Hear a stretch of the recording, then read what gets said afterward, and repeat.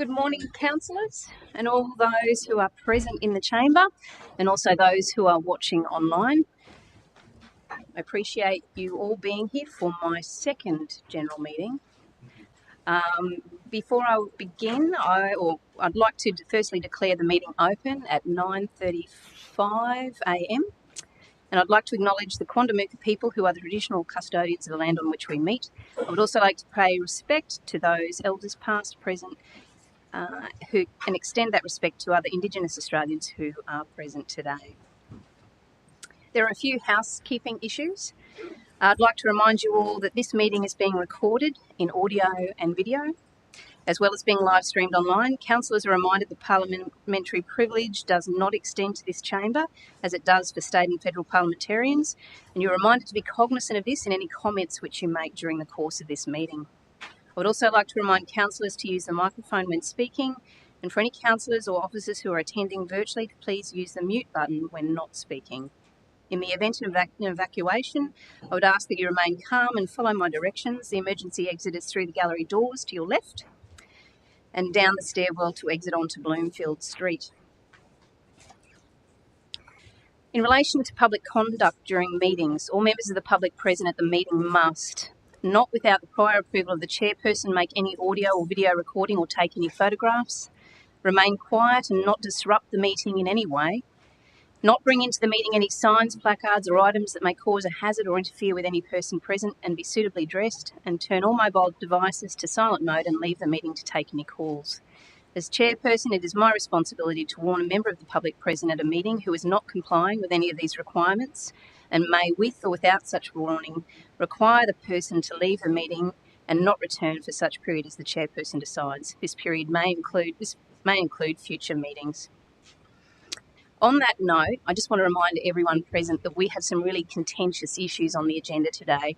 So I'd greatly appreciate a high level of professionalism and respect and courtesy, so that everyone has a chance to have their view, but we are very mindful of the way that we speak to each other. Now we'll move into agenda item number 2, leave of absence. I've not been advised of any leave of absence. I'd now like to remind councillors to sign the attendance sheet for today's general meeting, which can be found on diligent boards. This must be completed before the meeting concludes. Move into agenda item number 3, the devotional segment, and I'd now like to invite Pastor Scott Frame from Bayside Salvation Army to lead council in a brief devotional segment.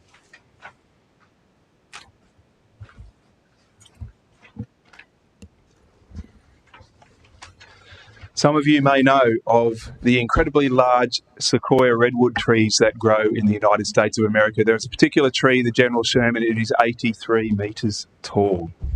It weighs over 6,000 tonnes. And it is there amongst an incredibly large stand of these amazing redwood trees. Probably the most amazing thing about these trees, though, is the nature of their root system. You think of a tree that is 83 metres tall and you imagine that the roots must go down a very, very long way. It is not the case. The roots actually go out on a very shallow root system relative to the height of the tree, meaning that the weight of these incredible trees and the ability for them to stand is actually based on the interlocking of all their roots together. It is the fact that they can lean on one another, quite literally, that enables them to stand. And I've been thinking about that in relation to the concept and the importance of encouragement in our society. For all the things that might have been declared last night as surplus in the federal budget, I think that we do not have a surplus of encouragement in our society. And yet it is so necessary for us to be people who can encourage one another, to quite literally put courage in to others, that they might be who they were designed to be. Just 2 verses from the scriptures that I would remind you of this morning along those lines.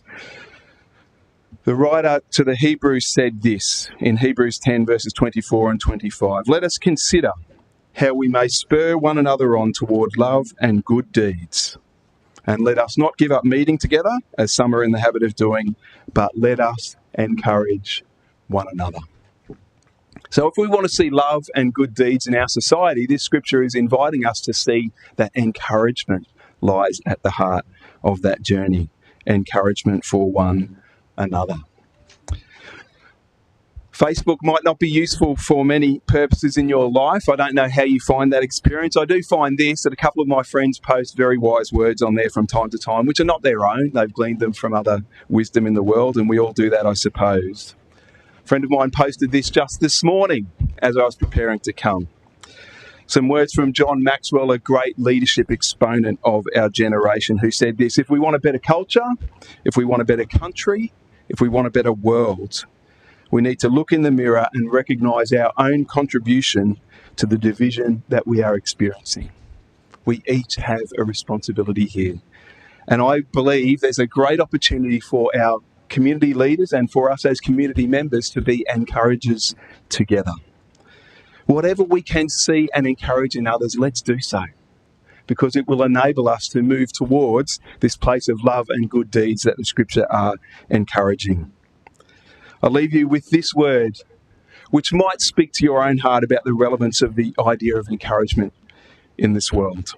William Arthur Ward said this: flatter me, and I may not believe you. Criticise me, and I may not like you.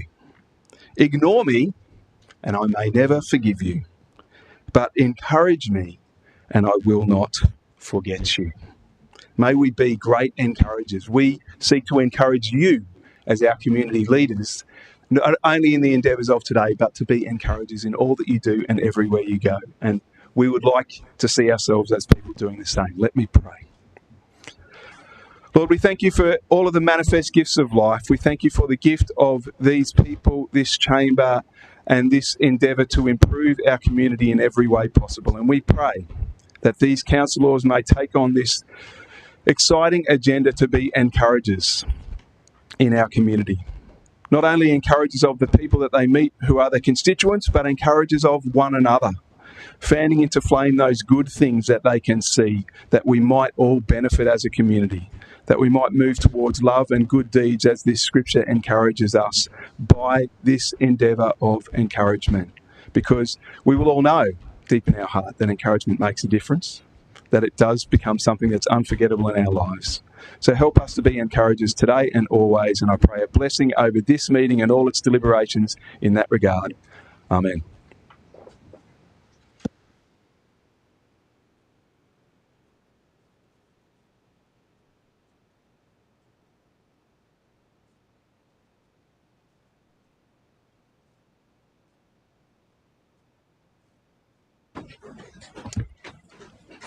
All right, agenda item number 4 is a recognition of achievement.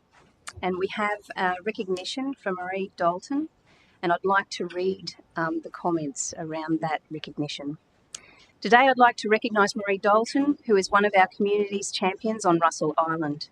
Marie received an award at the recent Australian Red Cross Appreciation Ceremony, honouring those who volunteered at Queensland activations between October 2023 and February 2024.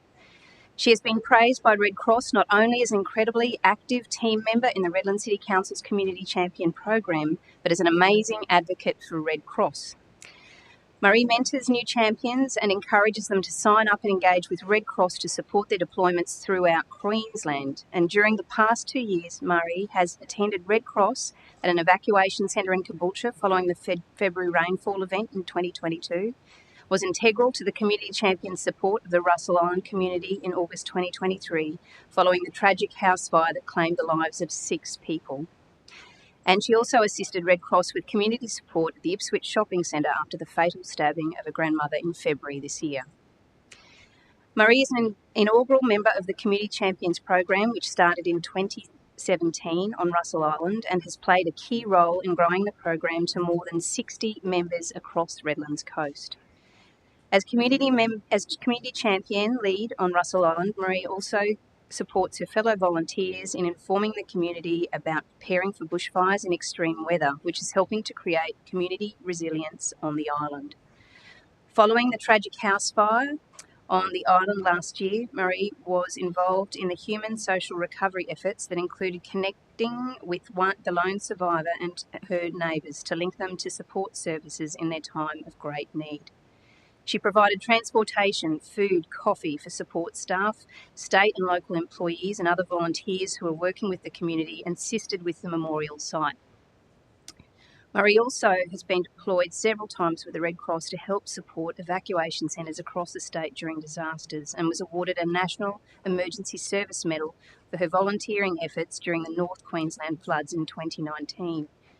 In January this year, Redland City Council recognised Murray was highly commended in the Senior Citizen of the Year category at the Redlands Coast 2024 Australia Day Awards. This latest recognition from the Australian Red Cross enforces what many already know about her, that she is a real champion of her community, and on behalf of Redland City Council and the community, I would like to congratulate her on this latest reward and thank her very much for her continued contribution to both Redlands Coast and her neighbouring communities. Yeah, an amazing community member. Yeah.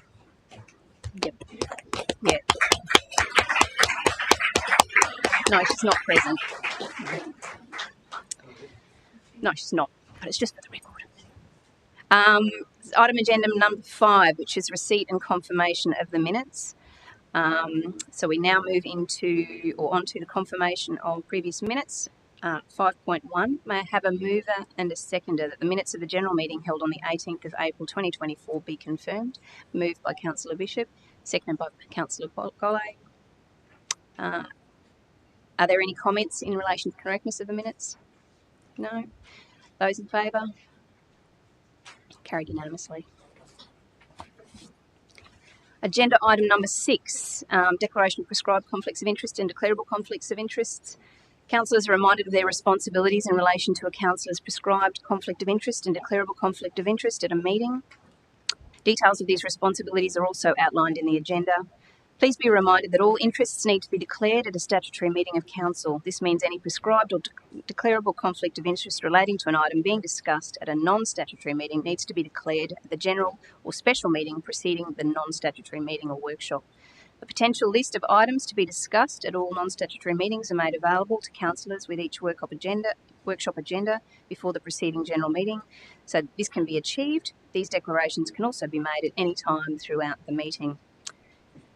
Does anyone need to raise any conflicts of interest?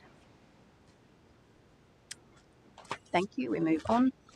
Agenda item number 7, matters outstanding from the previous general meeting. The CEO will now give an update on the matters outstanding from previous general meeting. Thank you, CEO. Thank you, Mayor. Item 7.1 is the report on Council's program related to the Environmental Protection and Biodiversity Conservation Act. That report will come to a future meeting of Council. The Birkdale Community Precinct Local Government Infrastructure Designation Consultation Report will come to a future meeting of Council, as will the mayoral minute on the expense reimbursement and provision of facilities for councillors policy.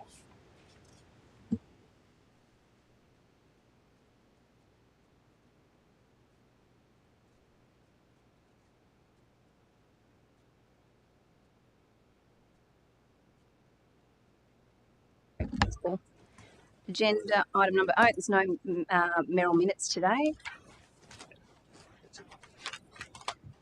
So agenda item number 9, public participation. Moving into that. In accordance with section 6.10 of the Council meeting standing orders, a period of 15 minutes may be made available by resolution to permit members of the public to address the local government on matters of public interest relating to the local government. Today we have 4 speakers. We have Debbie Swain, resident of Wellington Point, regarding disabled toilet and shower facilities. We have Lavinia Wood, representing Community Alliance for Responsible Planning, Redlands Incorporated, resident of Thornlands, regarding Redlands Whitewater Centre, a community perspective. We have 3. Chris Carley, representing Halcyon Stocklands, which is care of Saunders Havel Group, regarding item 15.2, MCU 21/0033. And number 4, we have Giles Hassel, representing Villawood Properties, care of Saunders Havel Group, regarding agenda item 15.3, MCU 21/0065. Because we have 4 speakers, registered for public participation today. As the number of people wishing to speak exceeds the 15 minutes made available, I'll take a vote to extend the time frame by an additional 5 minutes. Yes, Tracy. Yes, Councillor Hughes. Thank you, Mayor. Just happy in principle. Just going through the list again, they're 4 completely different topics. So with that, I just want a clarification. You're very happy to support that. Thank you. Yes. Yep. All right. So moved. Sorry. So moved by Councillor Hughes, seconded by Councillor Bishop. Can I have an indication, please? Those 4. Thanks. Unanimous. I think he did. Yeah. Now we will take. So now, can I have a mover and seconder that the meeting standing orders be suspended for a 20-minute public participation segment to allow members of the public to address council? Oh, sorry, we just did that? No. Yeah, we didn't need to do it. Yeah, to allow members of the public to address council on matters of public interest related to local government. Can I have a mover? Councillor Baglari, seconded by Councillor Bishop. Those in favour? Thank you. So the first motion was to extend and then to move into. Yeah. All right. Do you need an explanation? No. All good. Okay. Can I please have Debbie Swain to move forward to the lectern to address council? And I'll just provide some preamble. You may have noticed the signage in the chambers regarding public participation at meetings. It is council's usual practice to require any person wishing to address the meeting to state their name and suburb or organisation that they represent and the subject they wish to speak about. This information is recorded in the minutes of the meeting, which is a public document available for inspection at Council's Administration Building and published on Council's website. I also advise that the meeting is being live streamed and that by speaking you acknowledge and agree that this meeting can be seen live in the public domain. Any person addressing the meeting will state their name and suburb or organisation they represent and the subject they wish to speak about. Stand unless able to do so, act and speak with decorum, be respectful and courteous, make no comments directed to any individual council employee, councillor or member of the public, ensuring that all comments relate to the council as a whole. As chairperson, it is my responsibility to consider each application on its merits and consider any relevant matter in making my decision to allow or disallow a person to address the local government. Only those members of the public who have approved application are able to do so. Details on how to apply on Council's website determine the maximum number of speakers based on the number of persons waiting to speak and time available. Each speaker has a maximum of 5 minutes dependent on the number of speakers.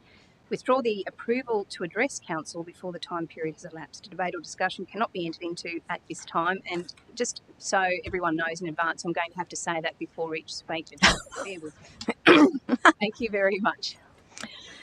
Good morning, our Mayor, Deputy Mayor and Councillors. My name is Deborah Swain of Wellington Point, and I'm here as a concerned Redlands resident and as a carer for my husband. I have discovered the following, which I presume would need to be taken into account for every public facility that Council's responsible for throughout our Redland City. A building code and standard includes accessibility requirements for people with disability and must be adhered to in designing, building or renovating properties or public areas. These codes and standards include accessible adult change facilities provide people with disability with high support needs and their carers with safe and comfortable access to a toilet and change area. These facilities allow people with disability, including people with acquired brain injury, cerebral palsy, multiple sclerosis, spina bifida and motor neuron disease to enjoy the day-to-day activities many of us take for granted. As such is the requirement, may I suggest to Council that they should be engaging with persons of disability during the planning of builds, renovations and refurbishments to increase the likelihood of a fit for purpose and accessible result. Also, as a carer for my husband, who now requires hydrotherapy, I am well aware that the toilet and shower facilities for patrons with a disability are in need of refurbishment at the Cleveland Aquatic Centre. An email I received from the Sport Liaison Recreation Officer, City Sports and Venues on the 2nd of May advised me that Council will be arranging upgrades of the disability toilet shower, hopefully end of 2024 financial year or 2025 financial year. The officer also tried to reassure me that, quote, the current facility is compliant as it adheres to the original requirements at the time of construction, unquote. Well, that may be so, but all these years after the original construction, I would suggest that the facilities at the Cleveland Aquatic Centre for patrons with disabilities are far from compliant with current standards, along with possibly many of the public toilet blocks and facilities throughout our city maintained by Redland City Council.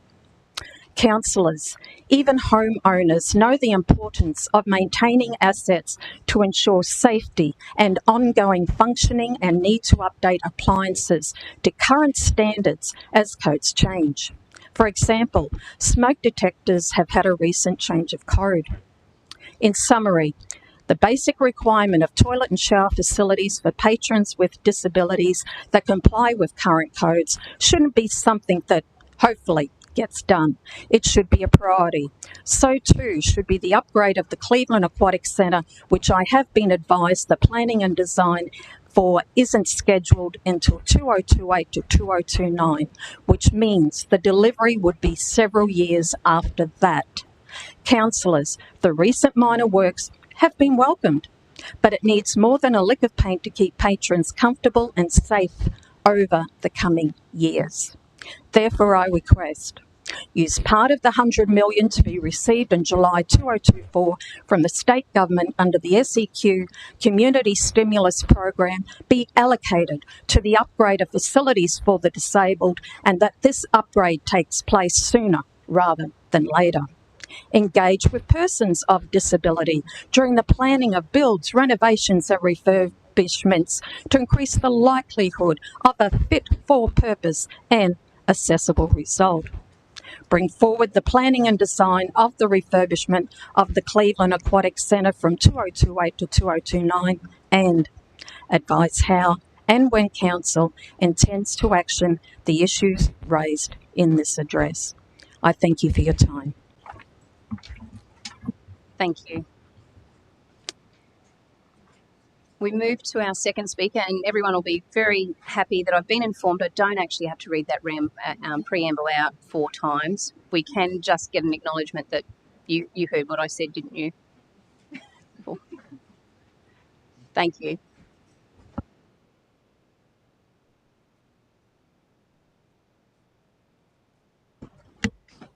Good morning.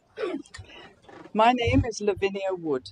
I represent an alliance of 6 Redlands community organizations seeking to stop the Olympic Whitewater Centre proposed for the special lands of the Birkdale Community Precinct.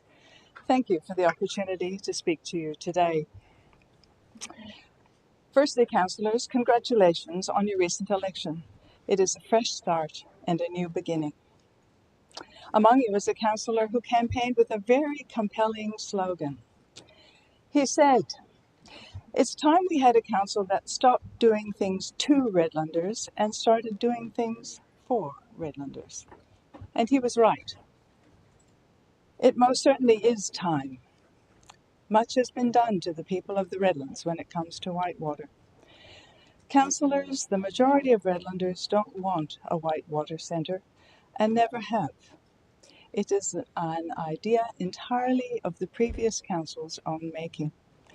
We know that the previous council committed land within the Birkdale precinct to the Olympic Games without asking us.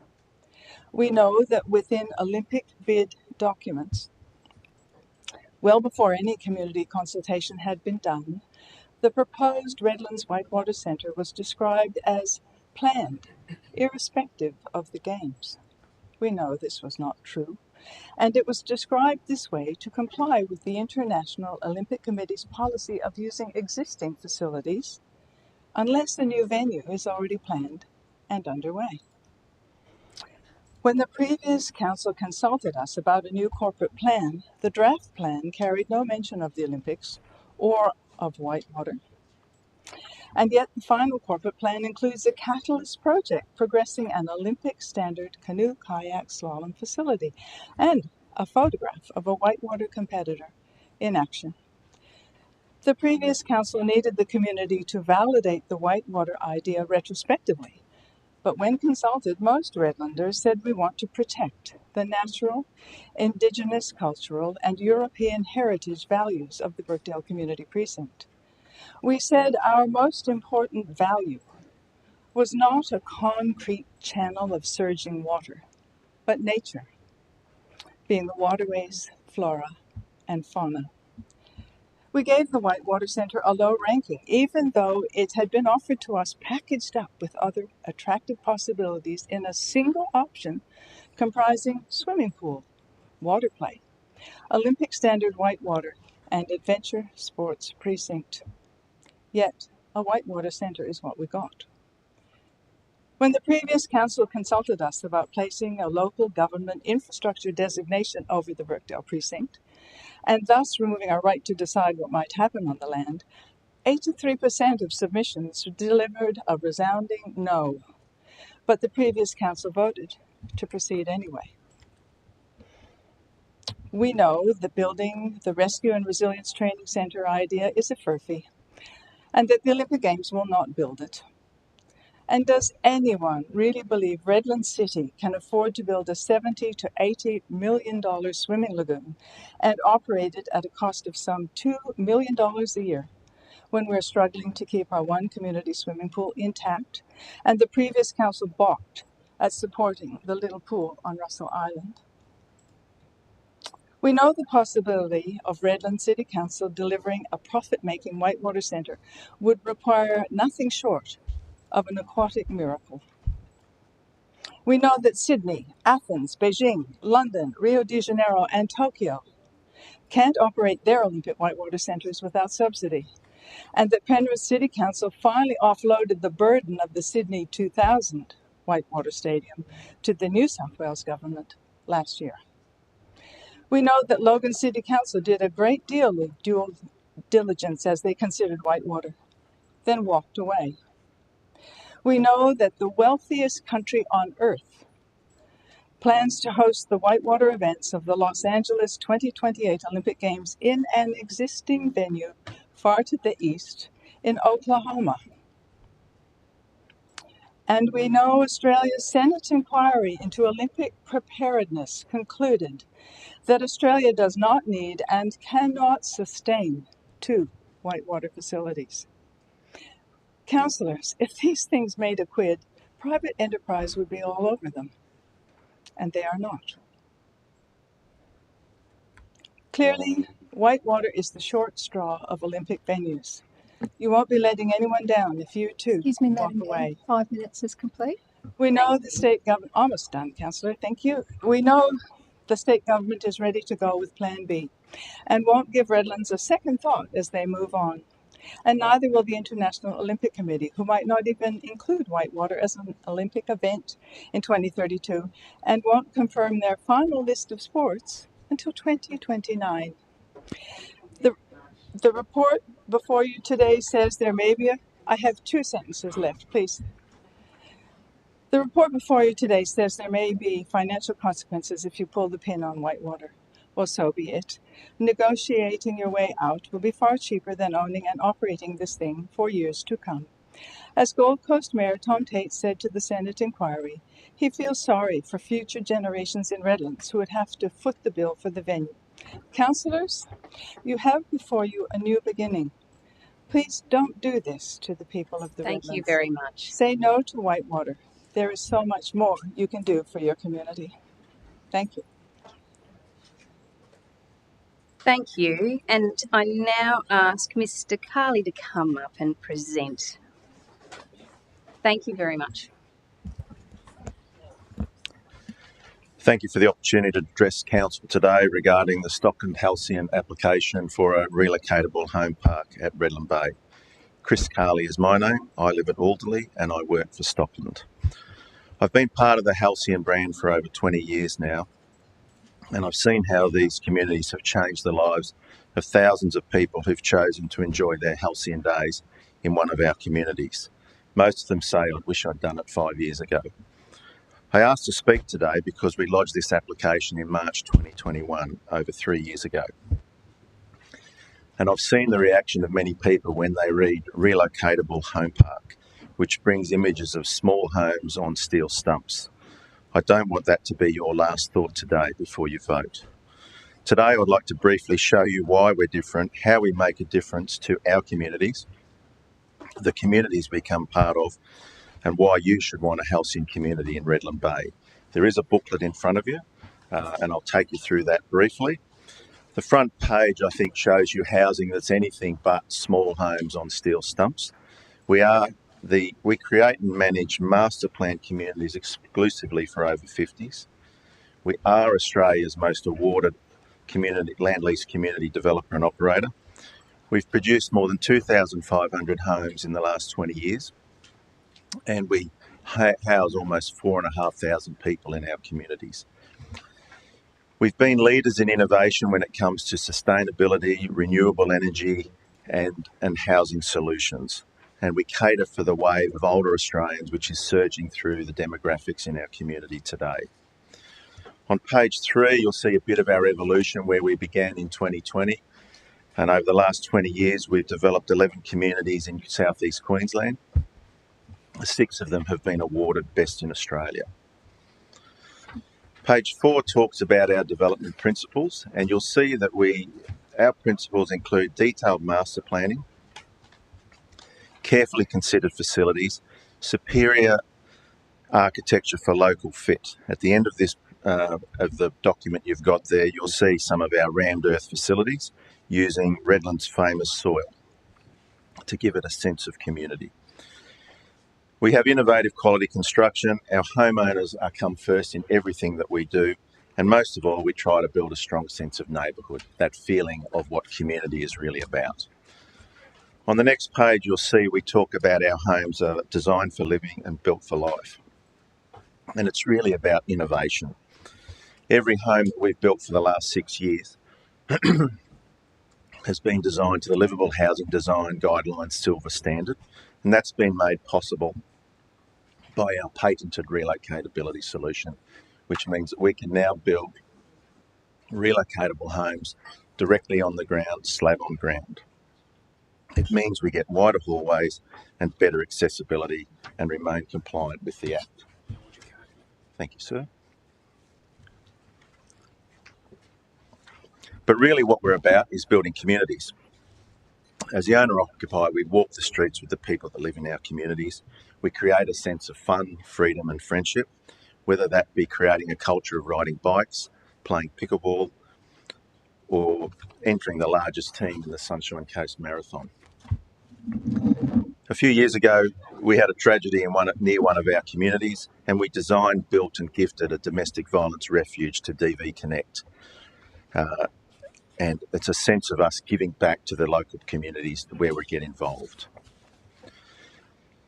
Awards page there that I've given you is we've received over 30 awards over the previous 20 years, national, state and local awards, industry recognition from our peers that what we do well. We design with community in mind. We have an exemplary standard of urban design and placemaking which results in high quality lifestyle communities that provides for ageing in place. We'll address the undersupply of age-appropriate housing in this local region, and we allow people to retire within their existing community rather than having to leave and move to the Sunshine Coast or the Gold Coast like many from Redlands have. You'll see our lifestyle facilities. They're designed to foster and facilitate friendship and engage and activate people in the later years in their life. Our homes, modern architect designed, and they're adaptable and accessible as people age in those homes in their community. We've had a strong sense of leaving a lighter footprint where we develop. We were the first community in Australia to put solar panels on every single home in a retirement community as part of our focus on reducing the cost of living for people who live in our communities. Mr. Cully, thank you very much. I'm terribly sorry to cut you short, but it's the end of the time as well. Thank you very much for providing. Sorry.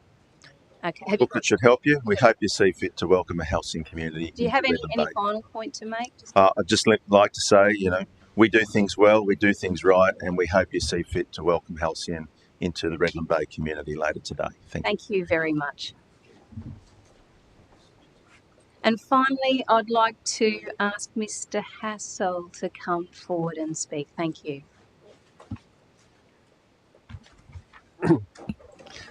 Good morning all, Mayor and Councillors. Thank you for the opportunity to present today. My name is Giles Hassel. I'm Planning Manager at Villawood Properties, and I'm here to talk in support of our development application at 24 to 58 Kidd Street, 169 to 196 Serpentine Creek Road, Redland Bay. I've also provided a 12-page summary document about the capabilities and the key pillars which underpin Villawood as a business.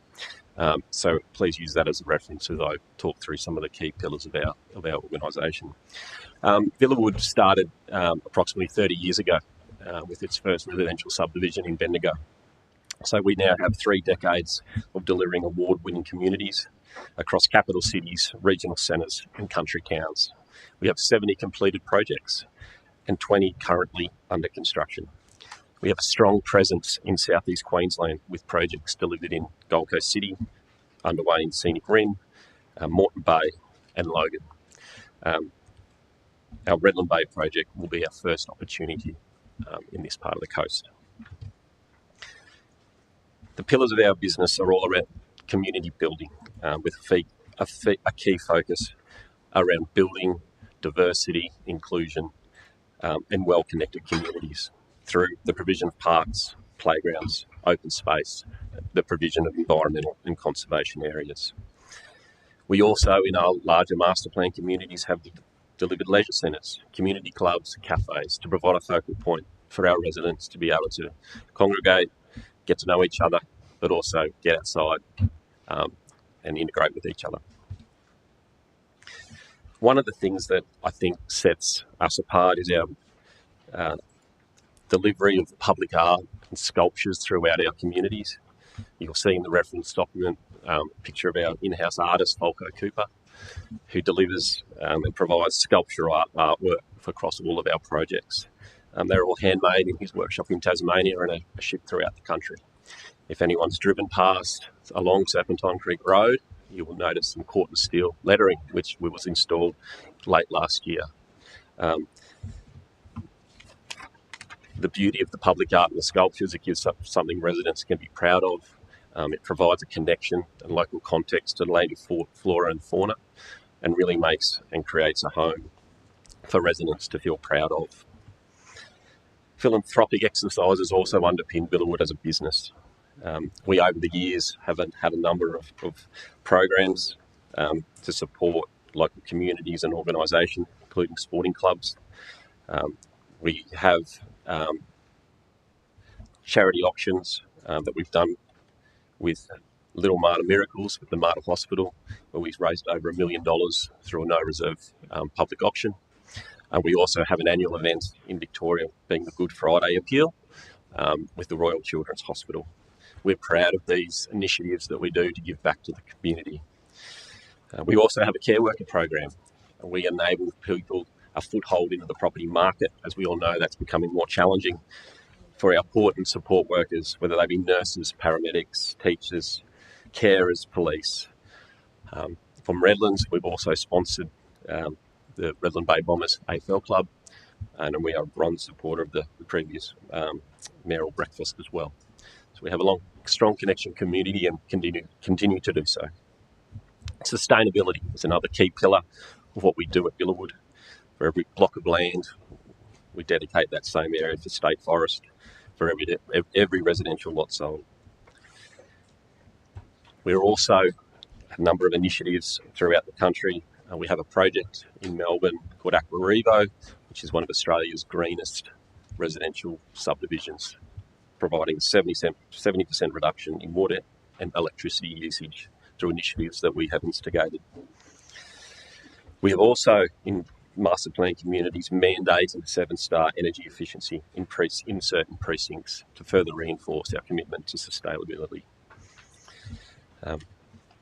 Legacy, we're big on legacy and what we will leave behind, so our communities are certainly designed to the highest standard to ensure that we can come back and revisit those in the years to come and be proud of what we've delivered, and that residents can do the same. We have many examples of residents who've bought in a number of our different communities, which is kudos to, I guess, the product and the communities that we develop.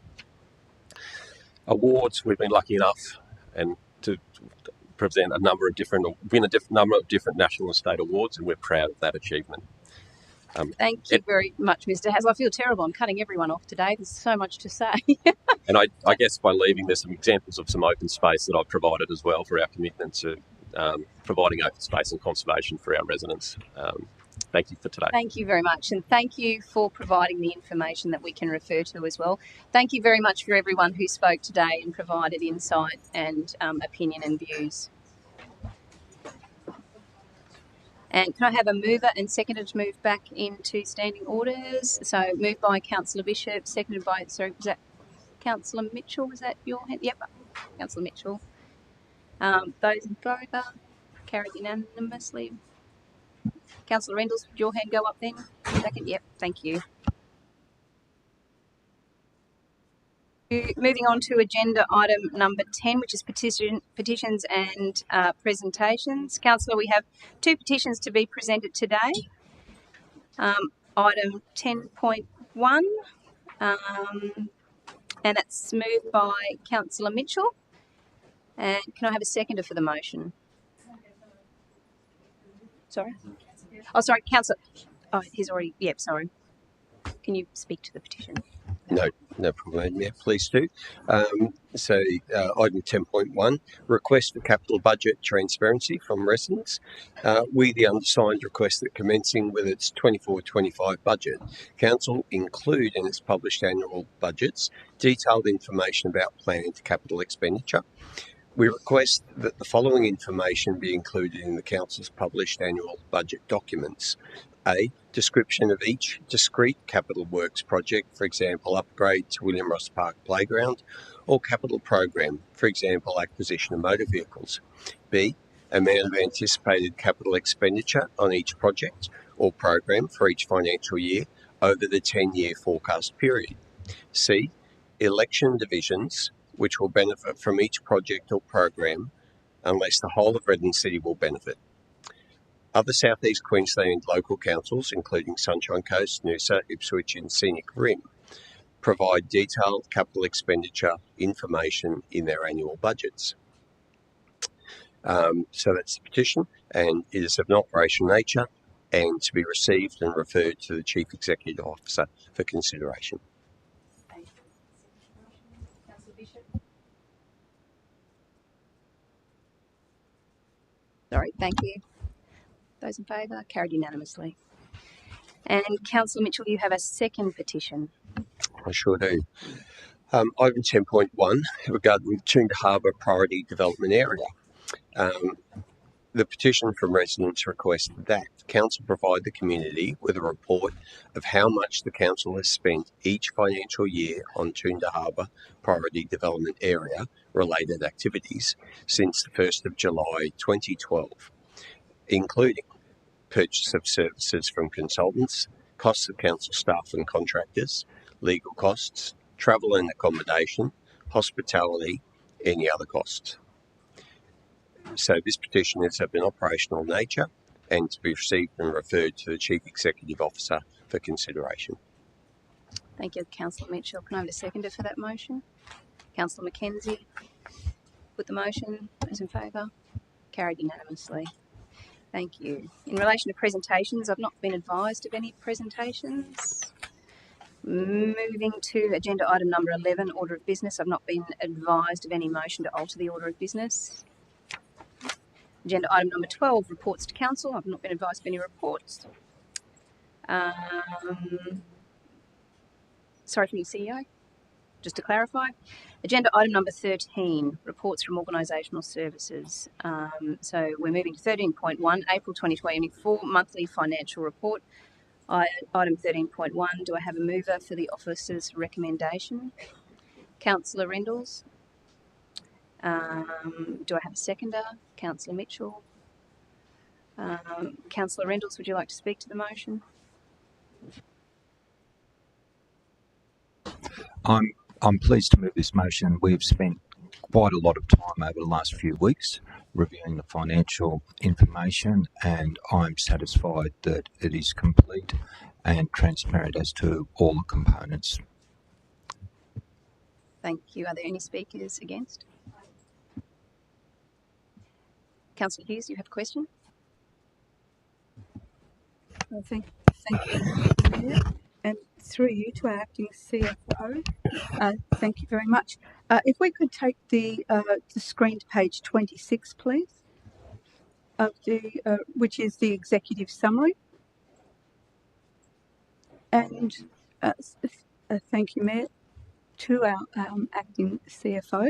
I know the key financial highlights and overview that for the last few months, month on month, we've got the closing cash and cash equivalents and the short-term investment, which are both speaking to the same pockets of money, but we consistently are coming up with an unfavourable result there, that cross. When you look down the line, tick, tick, tick, tick, and the cross.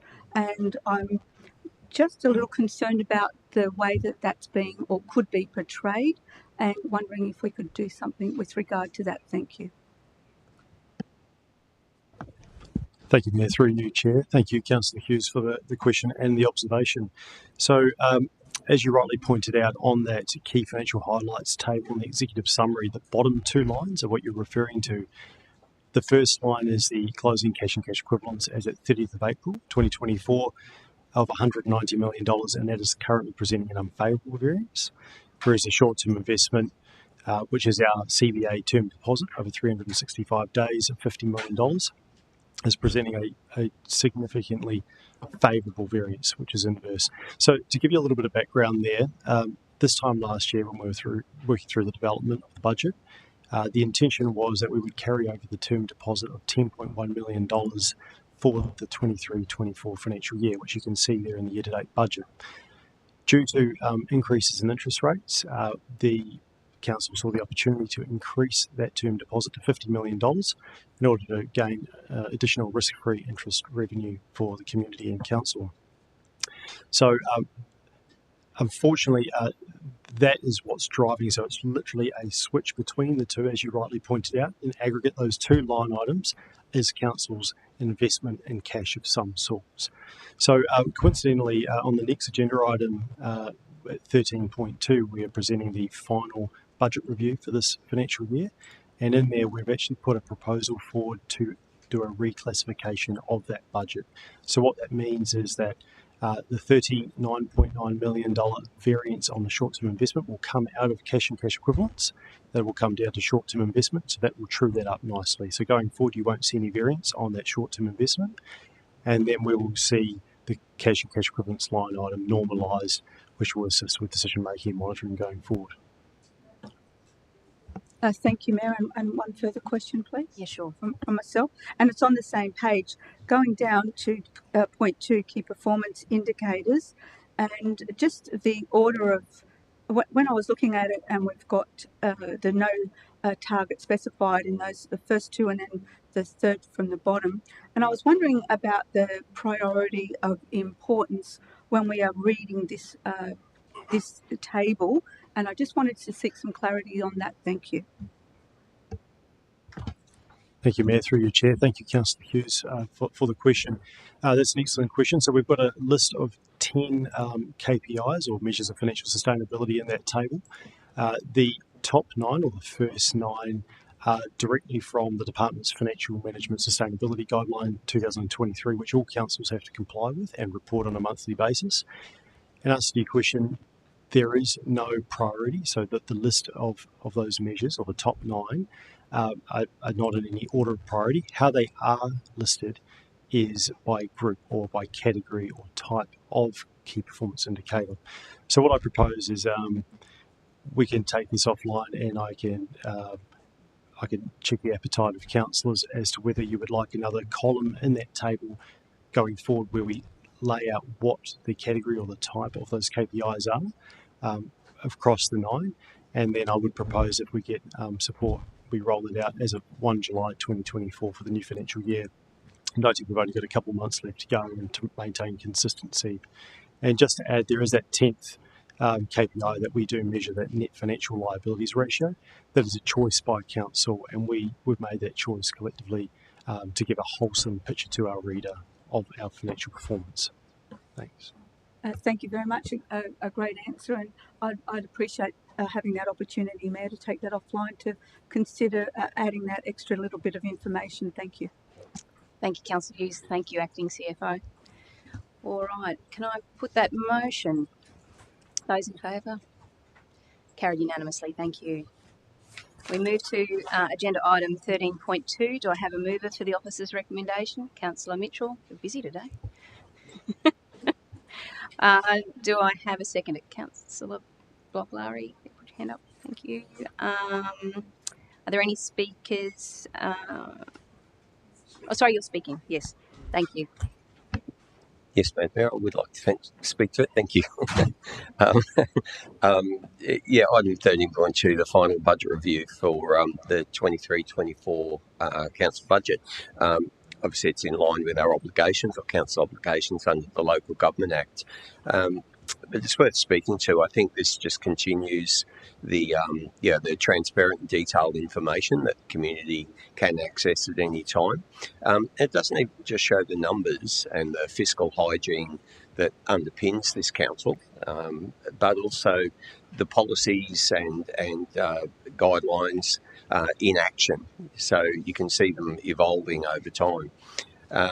At the last budget review, which was in 13th of December, there were movements to look to include any permanent variances over the first 4 months of the year, but also showed a reduction in the operating budget deficit at that time, and a reprioritising of the capital works, which again just shines a light on those strategies that we take to get great value for our community. Importantly, these reviews at a point in time give an accurate reflection of council's financial performance, because you can't know what you don't know as the year evolves, and budgets are a forecast, and these reviews are really important to show the community what happens along the journey. Thank you. Thank you, Councillor Mitchell. Any speakers against? Nope. I'd like to put the motion.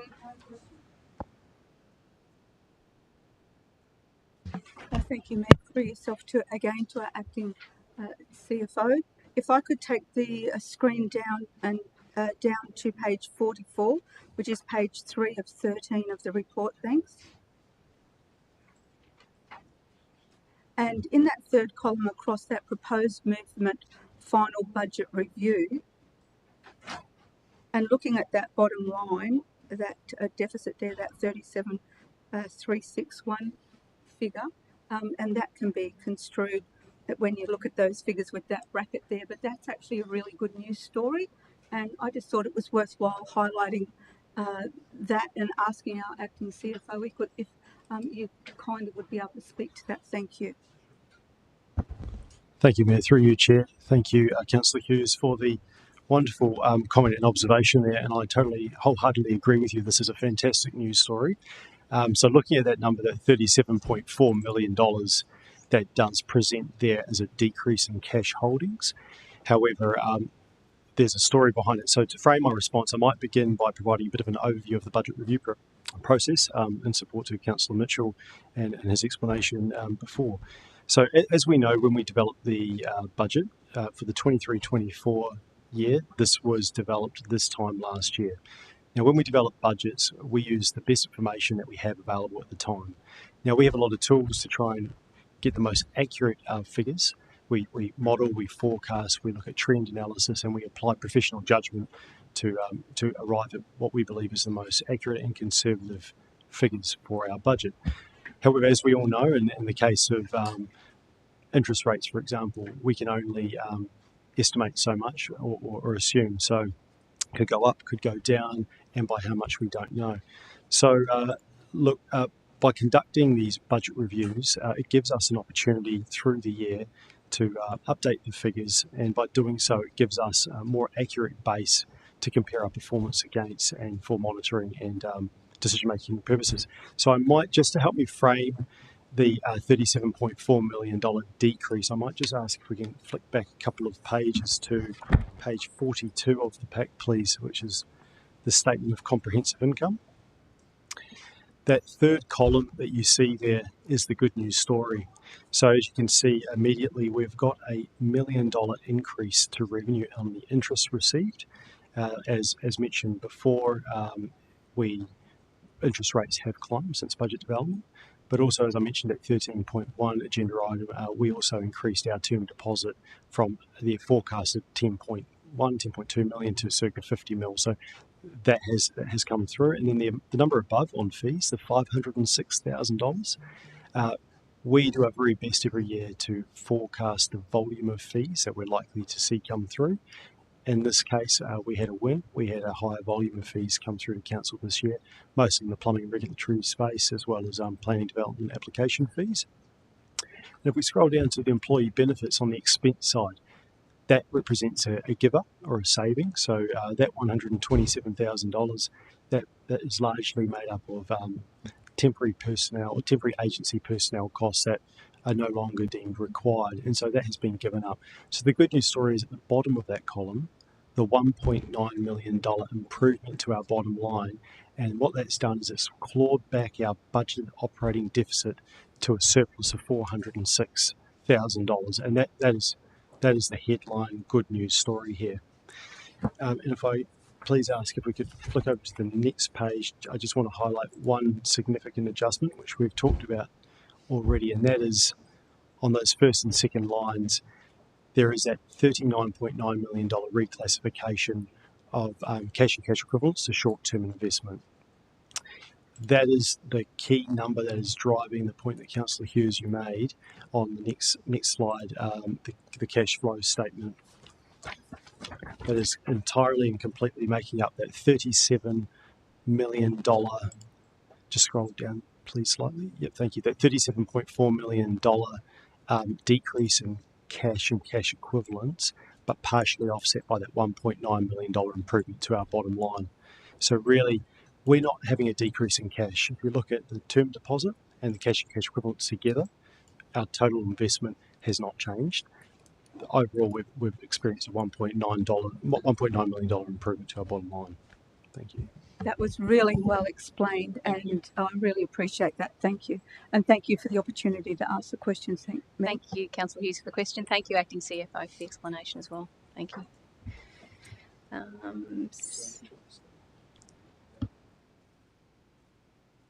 No, I'm quite comfortable, Madam Mayor. Thank you.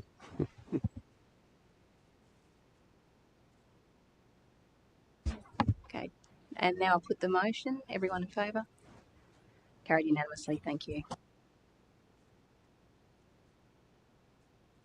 Right, now we move to item 13.3, which is the reappointment of the Audit and Risk Management Committee, external members. Item 13.3, do I have a mover for the office? Sorry, there is an alternate motion. My microphone. Thank you, Mayor. If I could move an alternate motion on that one, thanks. Just a moment while I seek clarification.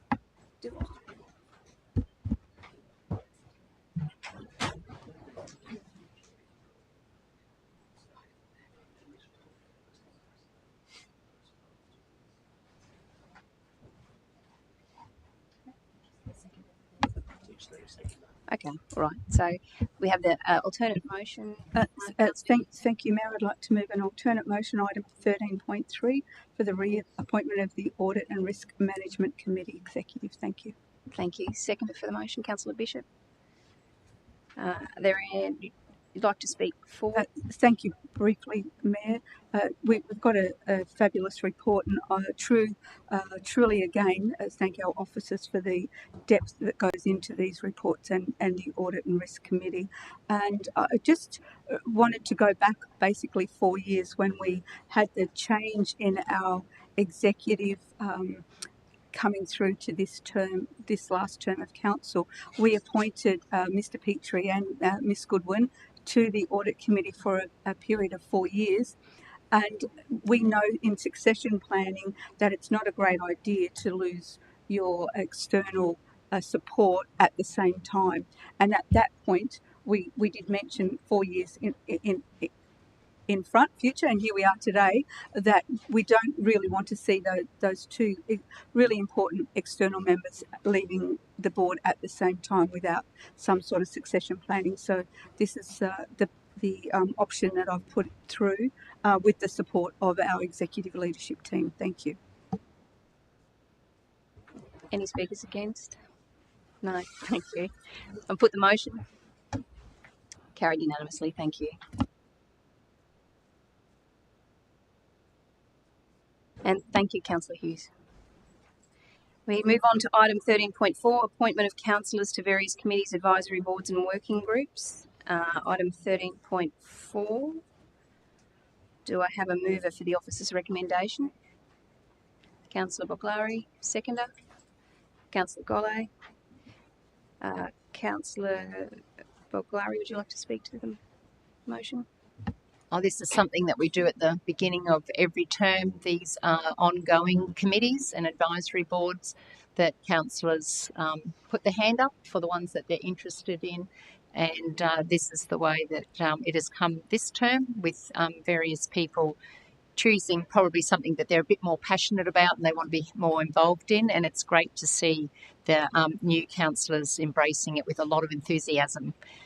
So yes, I No.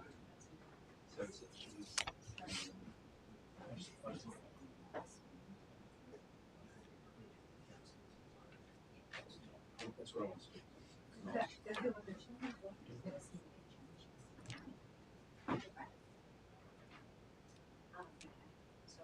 So that's the second change. So can we just point out the changes to the, apparently there's That would have been the made this morning.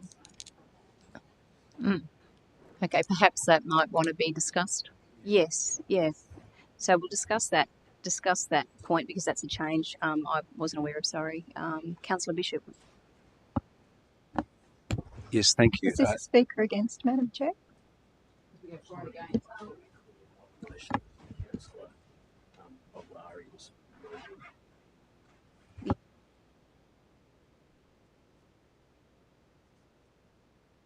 So there are two motions. There's a motion in the pack apparently and a new motion on screen. One's published. It's the same motion. It's just a different attachment with a minor change. So Councillor Bob. It's not in the pack. The officer's recommendation doesn't.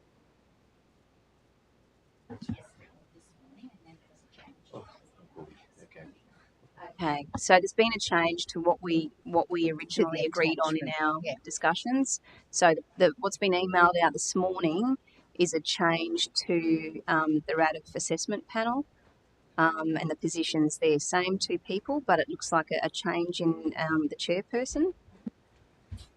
Point of clarification. What Standing orders, I'm sorry. Okay. Just give me a moment, please. I just need to clarify.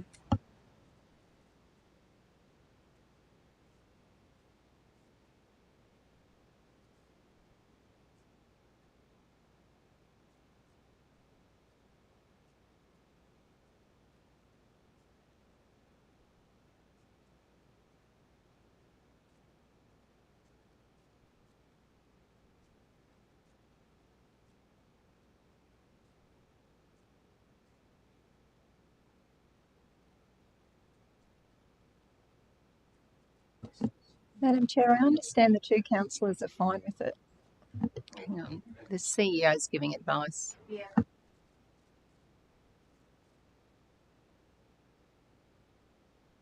I'll just get the CEO to provide some advice in relation to procedure. Thanks, Mayor. What's in front of you, so the pack and the agenda as it was published didn't have this table published. This was a table for councillors to discuss. What's in front of council now is the latest version of that table, which had changed a number of times as a result of councillor discussions. There's an opportunity to either nominate and appoint the following councillors in that table as it currently stands. The highlighted yellow one, I think, was changed as a result of councillors' discussions since their workshop on the various roles. So it's really in councillors' hands as to if this is the motion at the moment. But I wanted to be clear that all councillors knew what was in that table because it had changed. Councillor Bishop. Just through you, Mayor. So this was proposed for change and suggested as is, which was a change from the reverse, being myself in the role as chair. I'd like to suggest to the councillors that a co-chair role for the two of us is a shared responsibility. I think the reason background... Madam Mayor. That's for consideration, if I may. What's your point of order, Councillor Tolsey? My understanding on the standing orders, as this has already been moved, is that we go into formal debate and any councillor that doesn't agree with this is open to use standing orders to offer an alteration. Is that not correct? All right, I'll have to seek advice. Bear with me.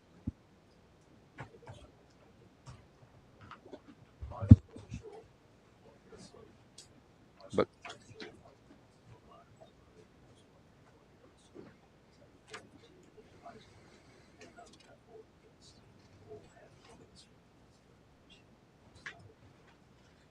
Okay. Comments aren't in the So standing it seems to be.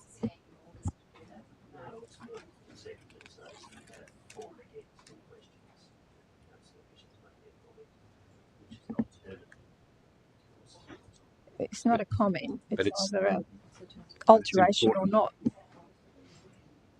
it's different to what we've had.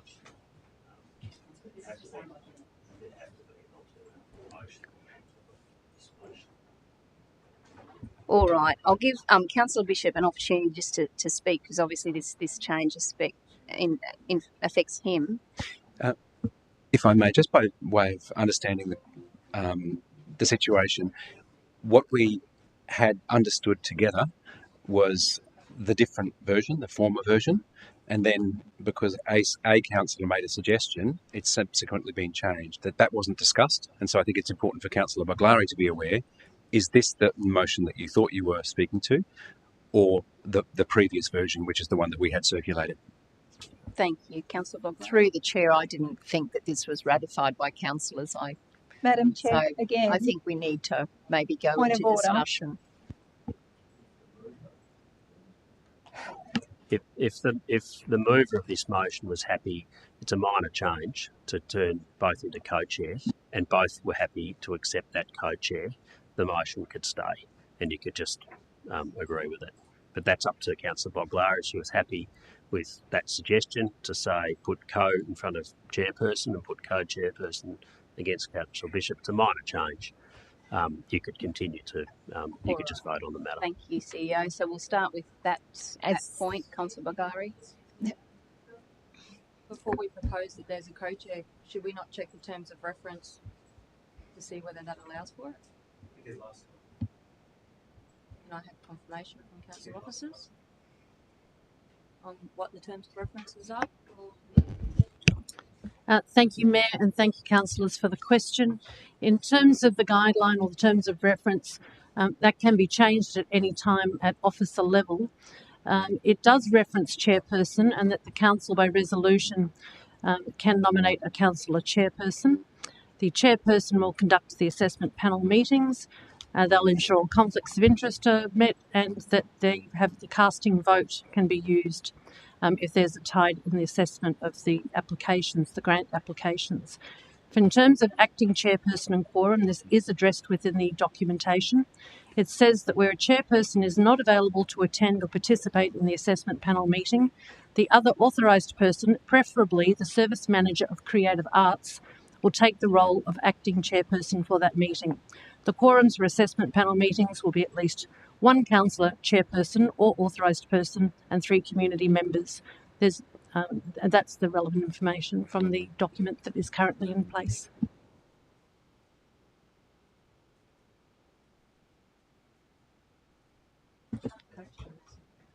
Point of order, Madam Mayor. We have a live motion moved and seconded on the floor.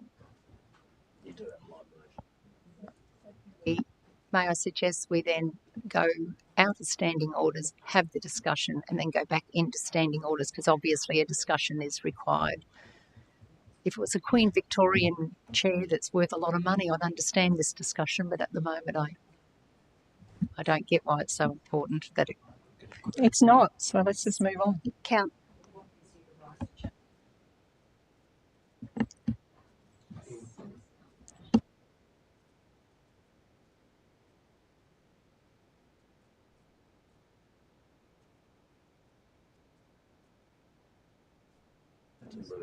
Suspend standing orders.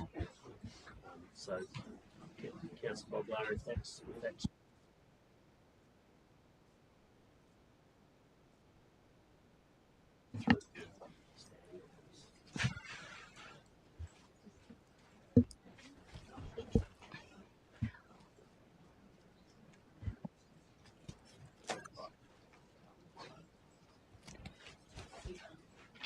well, I think Councillor Bishop. I would be very happy to have someone care for the creative arts and regional arts development in this city. And if Councillor Rendell's wishes to be the chair, and if that is such a concern for certain individuals that they propose something that gets changed before we come here, I'm very happy to witness and oversee. And if I can be of any support, I will do that. Happy with this. Thank you, Councillor Bishop, for your gracious comment. So we move back now to the original motion. I think we just put the motion. All right.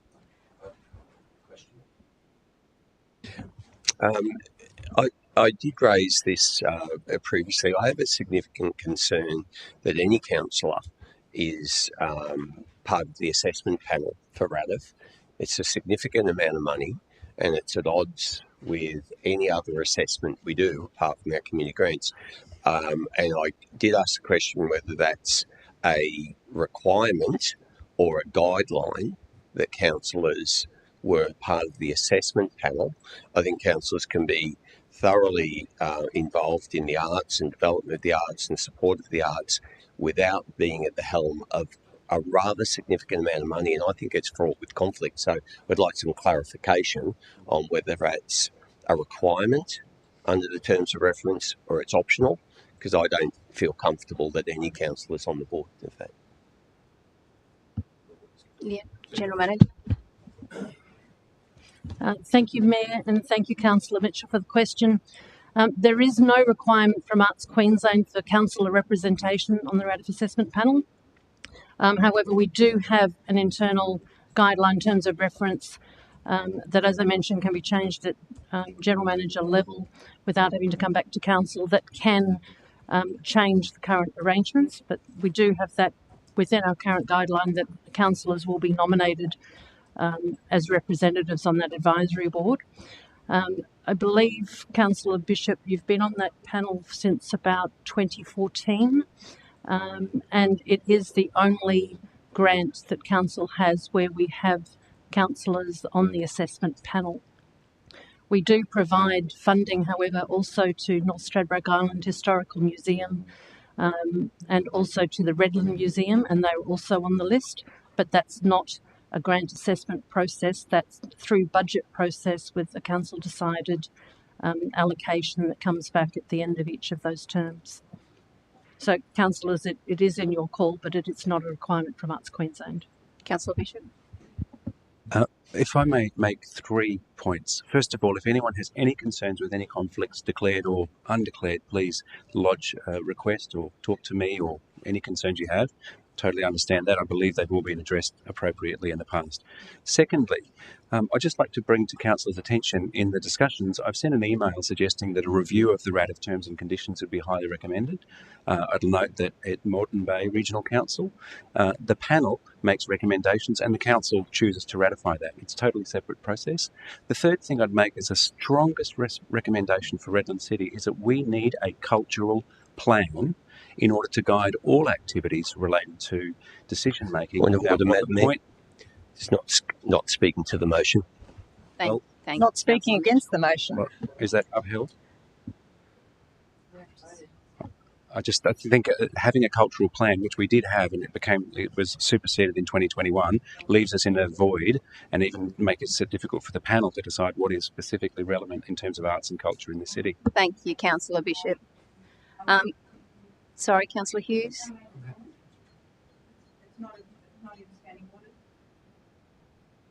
Sorry, Councillor Hughes. Yeah. Understanding that's not following standing orders, but I think that we're in a general meeting and I understand we need to have our voices heard, but if there's a deeper concern and options, maybe we as a group of councillors could take this one. I think so. I think we remove and back to the motion. A bit further conversation. Thank you. Just hold that one. Thank you, Councillor Hughes. Yeah, we've got a motion. I think we've had a discussion now, and Paul's graciously made a comment. So I think we move back to the original live motion. Those in favour? So all in favour. Councillor Hewlett against. Councillor Hewlett against. Moving on to 14.1, Madam Mayor, I'd like to move the officer's recommendation. Excuse me, I have to call the floor.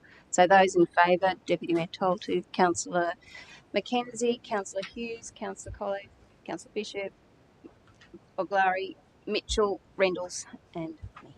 Thank you. I'd like to move item 14.1, the officer's recommendation, please, Madam Mayor. Excuse me?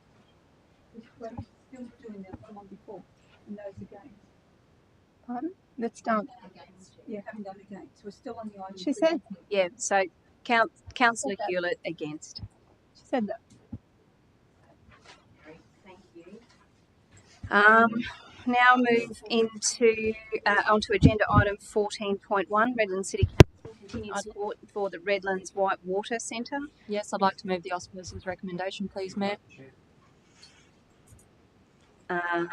Do I have... Seconded, Madam Mayor. So thank you. I have Councillor Mackenzie moving, Deputy Mayor Tolty seconding. Councillor Bishop. Thank you. I did have my hand up. I have an alternative motion that I would like to move. You are now a speaker against. Rowan. Which one are you?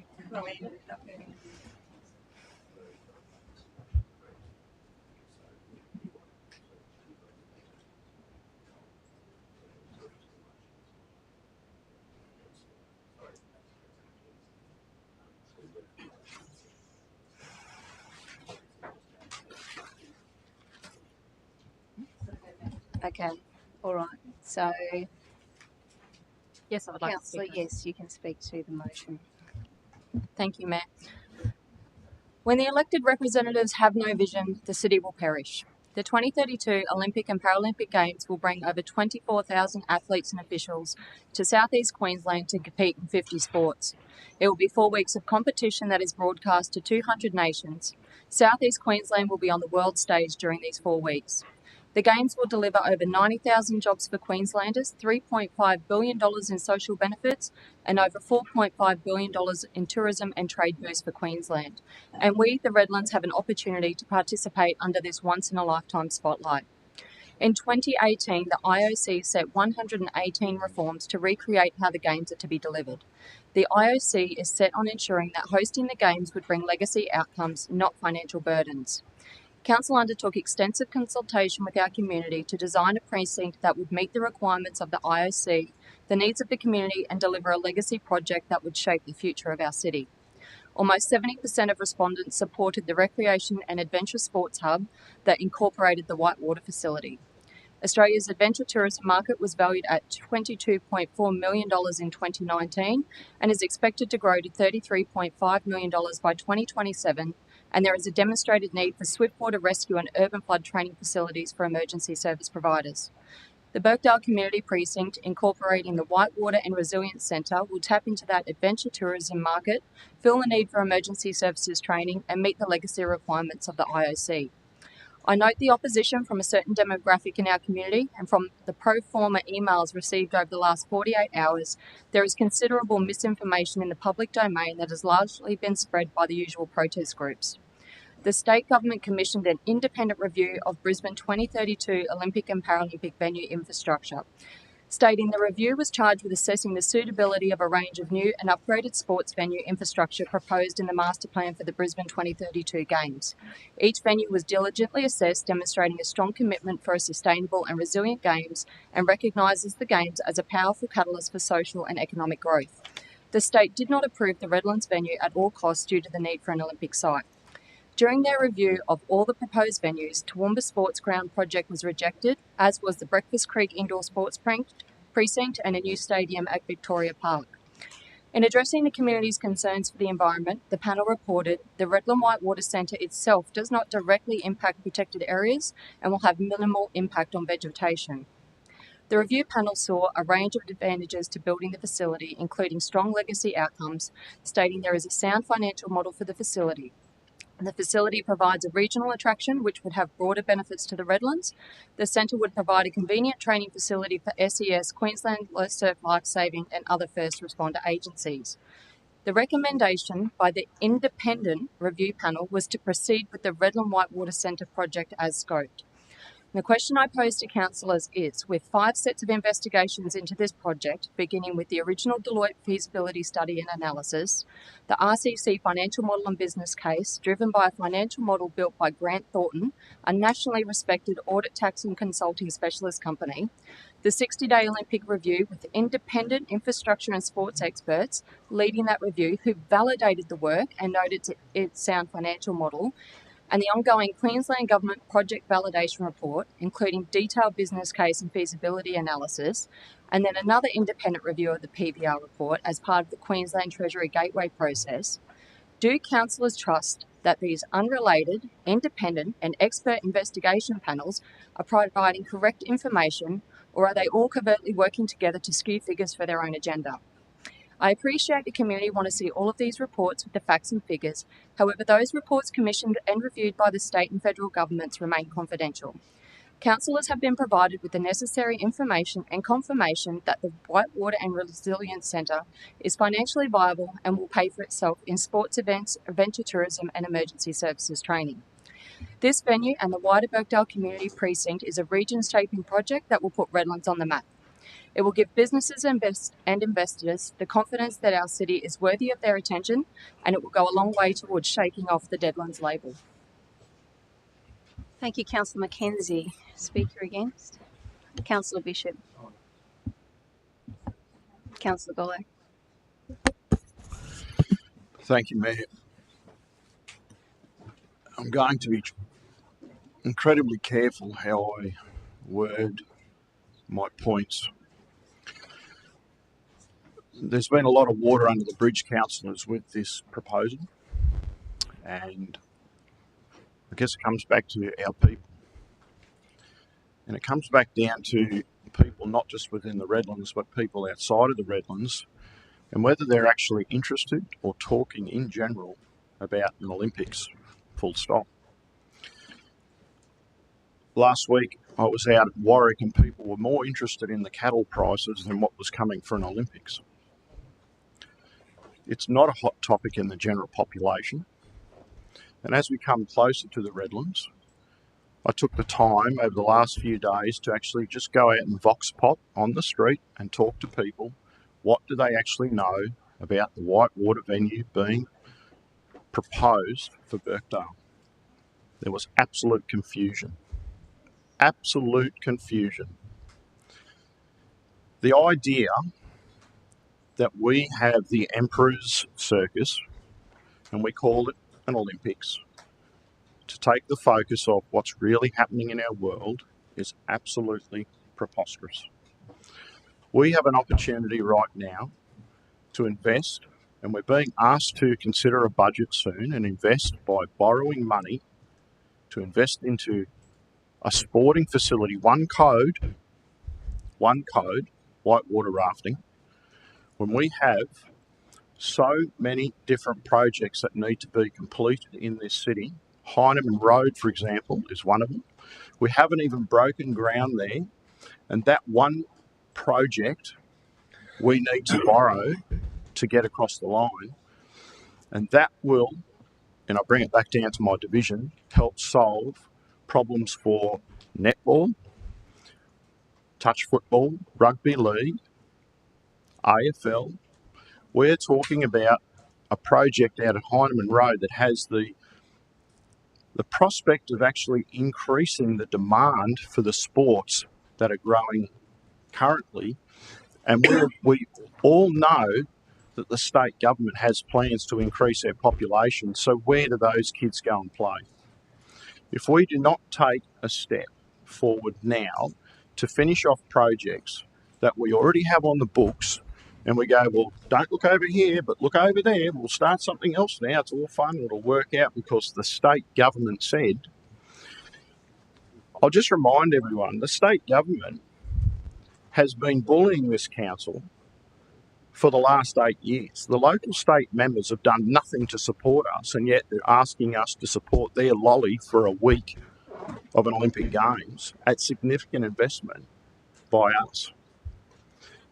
Ratepayers do not need to carry this burden, especially on something they know very little about. We're looking at a budget at the moment. Well, it's being professed that we have the highest rates in South East Queensland, yet we're now talking about a project where we're going to have to borrow money where ratepayers are going to be hit again. I can't justify it, councillors, I'm very sorry. We need to look at our current projects and finish those. We have the need for growth in basketball. Basketball is one of the highest growing sports in this area, and yet we're looking at introducing another code. We need to start focusing on what we've got on the table presently and send a very clear message that we are open for business, but just not for a whitewater facility. I absolutely 100%, and I'll say that again, I absolutely 100% support a parkland at Birkdale for community use. But I do not support us being pushed around by a state who's done nothing to support us. And I'm sorry, they'll get their lolly for a week and then they'll walk away and they said, sorry, you supported this, it's all your baby, council. And we can't afford it. I don't know how many times we've had conversations here where we've talked about pools and aquatic infrastructure being an endless pit of money. I really want to see these figures that are apparently so glowing, because when I spoke to the councillor over at Wynnum, the dolphin park there, they said just the pumping station alone Point of order, Madam Mayor. was Thank $14 million. Thank you, So councillor. where are all these magic figures coming from? From a state government. Point of order, Madam Mayor. We're well off the project. topic. Yes, Full stop. Thank you. Thank you. Deputy Mayor, you had your hand up before. I'd ask the gallery just to remain silent while this process is going on. Thank you. Deputy Mayor, you had your hand up before? I did, as a speaker for, Madam Mayor. Just to address one of the matters that was just raised, Councillor doesn't know how many times we've looked at this. Well, I can tell you we've looked at this 44 times and today is the 45th time. I would like to take a moment to address the matters raised by the community and distributed to mislead people in the community, matters that have been made statements of fact, because as we know in politics, a lie uncorrected becomes a truth.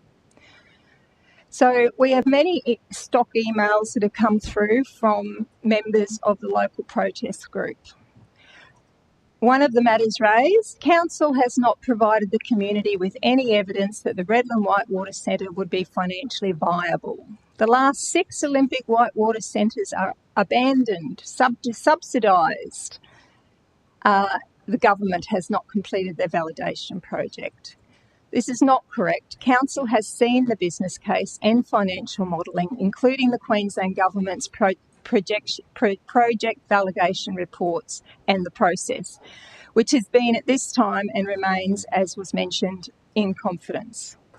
As the genuinely elected representatives for the whole of this community, and having seen these financials which have been independently verified, Council can confirm that the Redland Whitewater Centre, based on the information that we have been provided, will not be a burden to ratepayers. Another common misconception in the community, that Council did not consult about Redland's Whitewater. And we hear all the time, oh, this was not in what we said we wanted the environment. Well, I'm sorry, but that's not correct. And it might have been what those few individuals who feel they have to be overrepresented by sending copious emails think, but it is not what the broader community have said. We have the perception that this is some commitment of the previous council, and there's been to quote one of the emails that came in, no meaningful community engagement by council. Council's conducted 2 rounds of consultation regarding the development and a number of other rounds. They have had 13,000 people look at the plan, and over 1,680 people complete the surveys. There were 3,000 attendees to the open days, and site tours have been completed by 1,600 people. The primary online survey offered 21 options. Respondents, with more than 1,600 respondents, ranked new swimming pool, water play, Olympic standard whitewater and adventure sports facility in the top 10. And all of those things that were ranked within that feedback by our community in the top 9 are included in our overall parkland plan. So the community surveys have been conducted and they have been taken notice of. We've had repeated comments that, you know, the only thing the community wanted there was environmental protection and trees.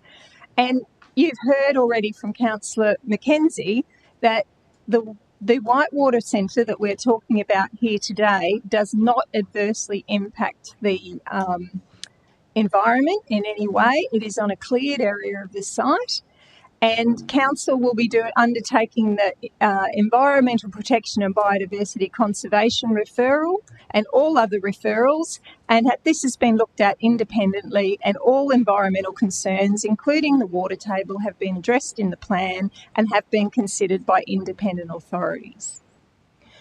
We have the white elephant comment that we get thrown around. No canoe slalom centre ever has made money, and how are people going to pay $160 per visit, etc. No one has gone out and said people will be paying. I had an email from a resident at Coochie-Mudlow Island telling me that we were expecting people to pay $160 for a 1-hour visit to a swimming lagoon, and this is just not a fact. It is not something that's been put out by Council. We have never mentioned the figures 100 million, nor have we mentioned $160 a head.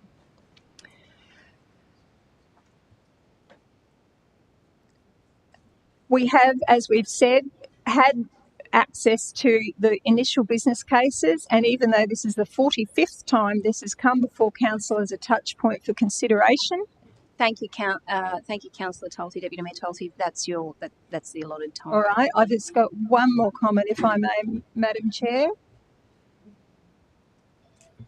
Yes.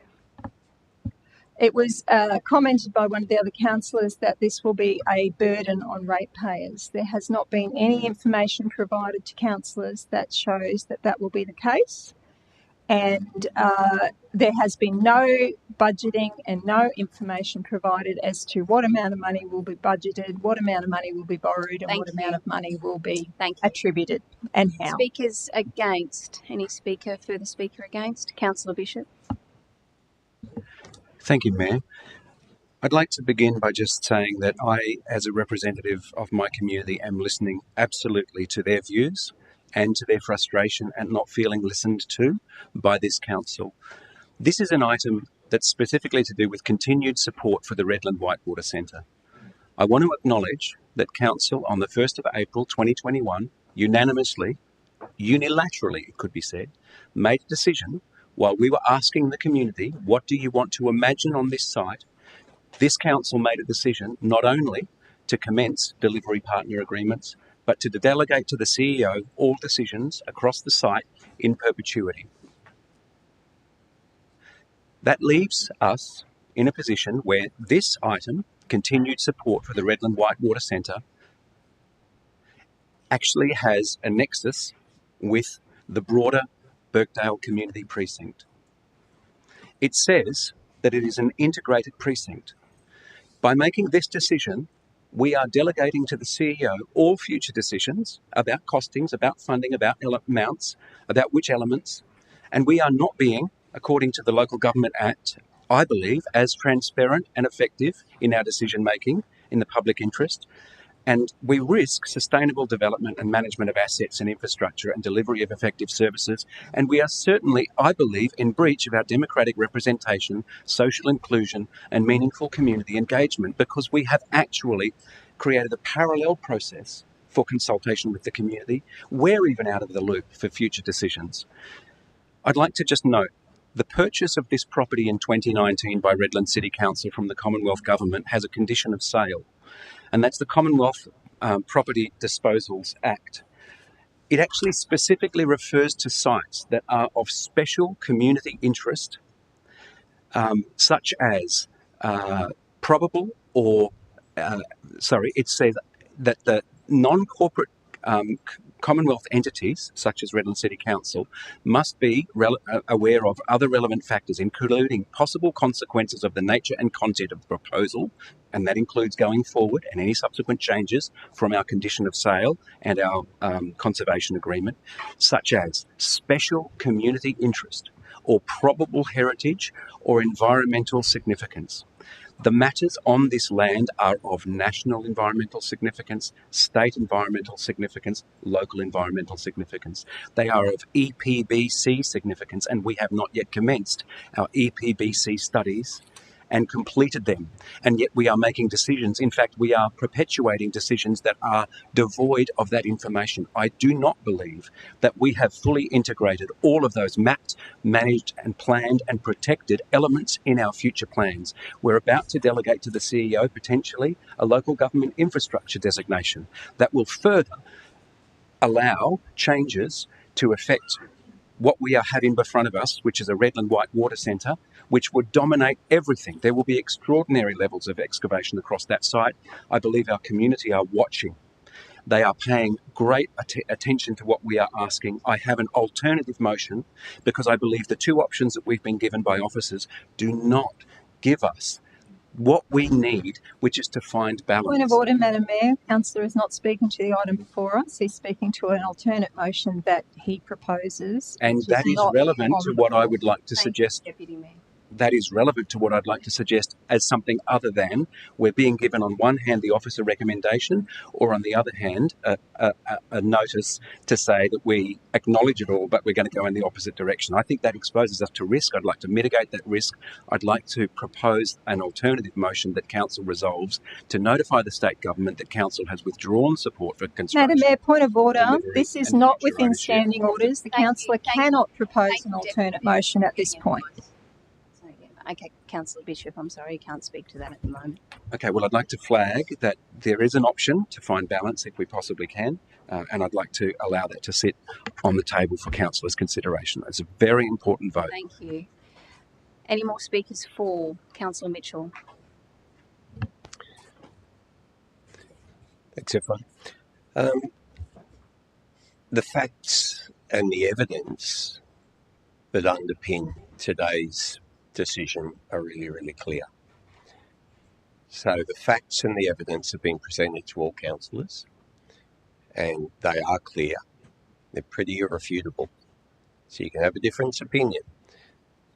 But this local government has supported this process and the development of this centre on 45 occasions, so it's clear.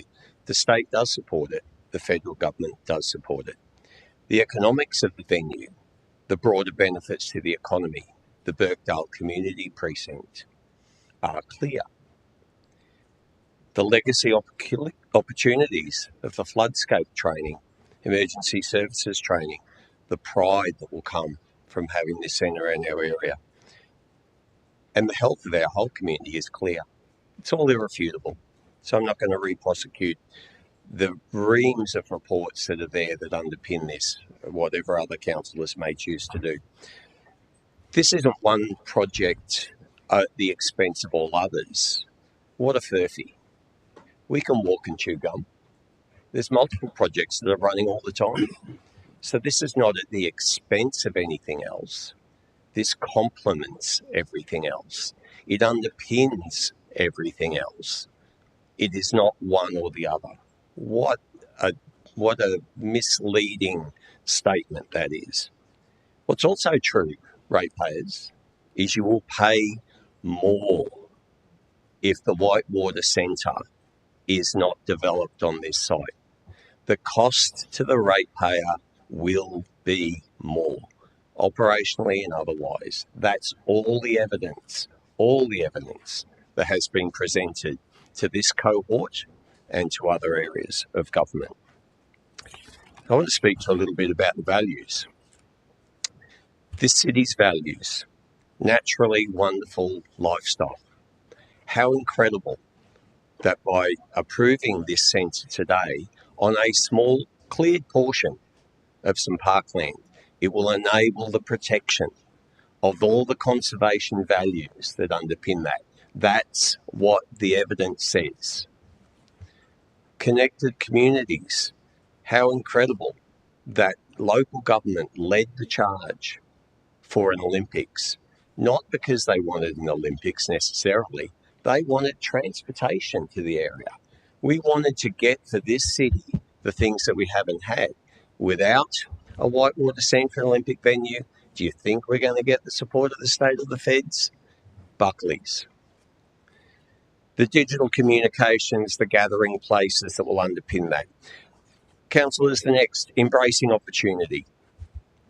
Our time's now to embrace this, not run in fear, not freeze like deers in the headlights. Our opportunity is now. That is our city's values. Olympic values. By enabling Whitewater Centre on this centre, the Olympic values of excellence, not just in sport, but in life. To take part, to strive, that's what the Olympic values.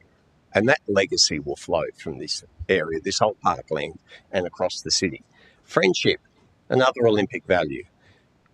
Sport, the gathering place of Birkdale Community Precinct, the amazing friends that will come from around the world to our city will be a legacy of a Whitewater Centre in the Birkdale Community Precinct. Respect, another Olympic value.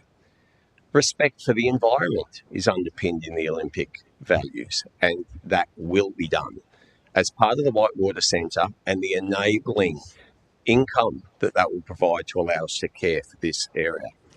That's what this opportunity has. So please, councillors, don't go for a fear reaction. And I respect all the questions that have come in, but they have been answered. The facts answer them very clearly. We can move forward with confidence.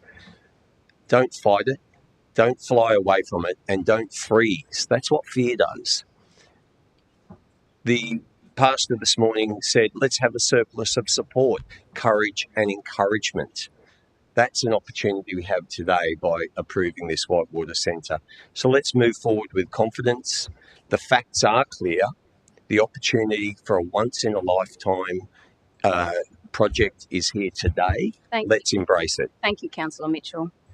Final comment, Madam Mayor? Final comment. We deserve this.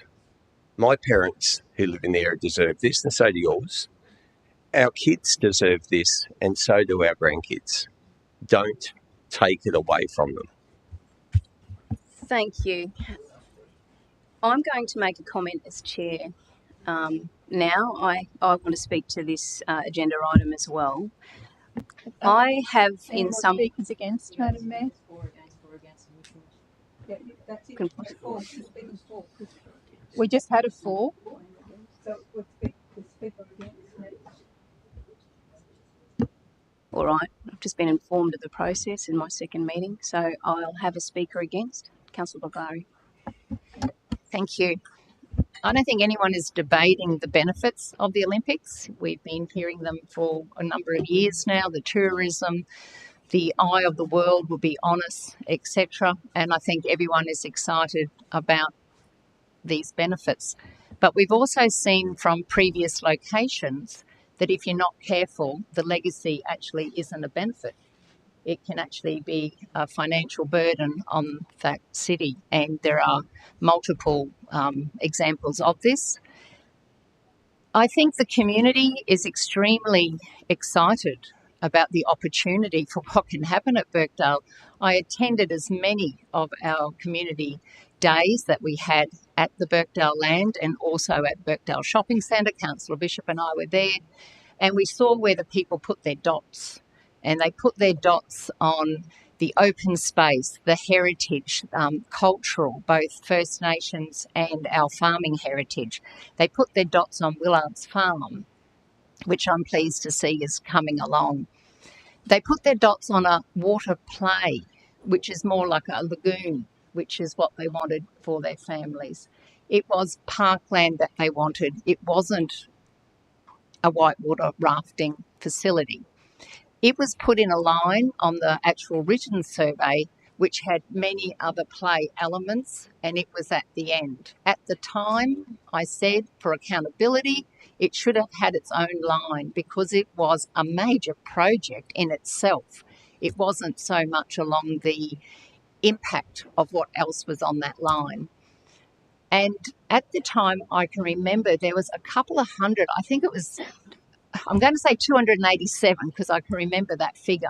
People that ticked that line made the effort to put down the bottom, I've ticked that line, but I do not support the whitewater rafting. And that is for people to actually make an effort to do something.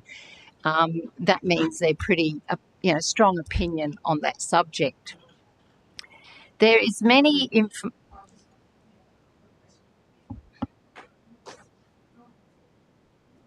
Okay, so even with that being on that line with other water play elements, which naturally young families and children would be very excited about, I believe it was ranked 8th. It still wasn't up the top.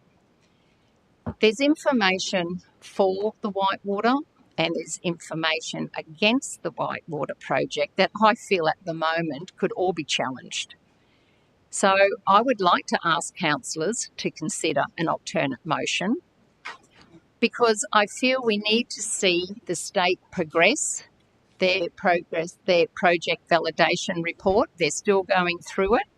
I'd like to see that at a point where they're more certain in what funding they're going to give because at the moment that isn't certain. I'd like us to have regard for the Senate inquiry.